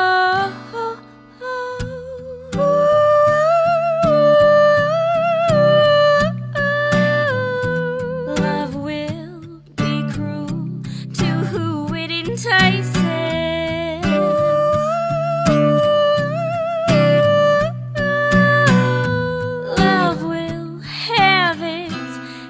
its sacrifices.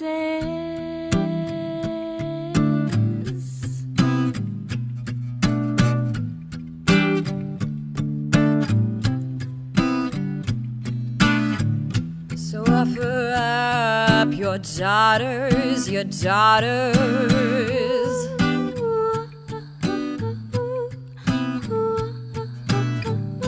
The new moon comes through stone walls to darken light rooms, to darken light rooms.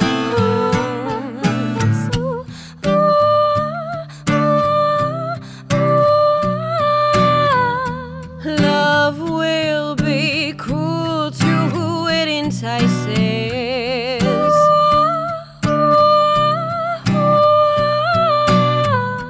Love will have its sacrifices.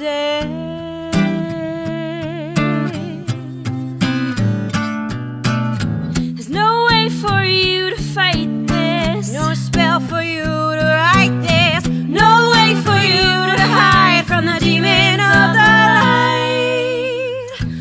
Ooh, ooh, ooh,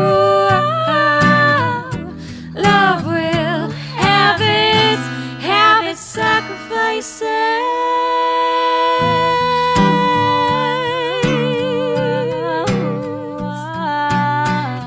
Love will be cruel to who it entices. Ooh, ooh, ooh, love will have its sacrifices.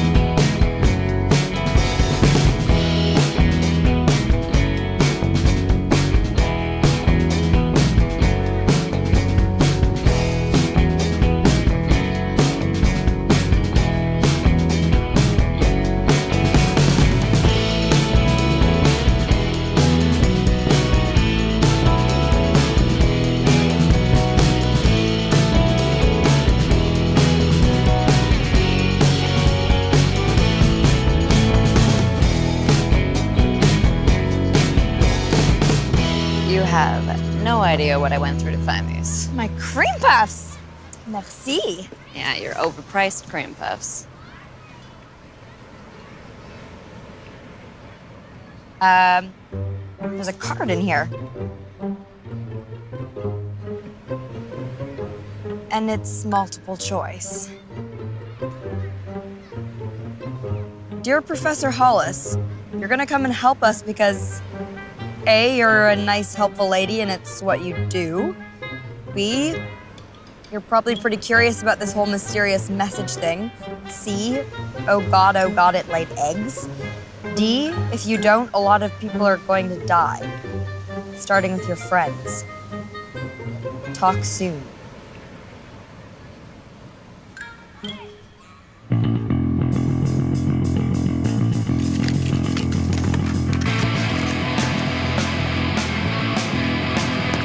We do seem to have a knack for finding trouble, don't we?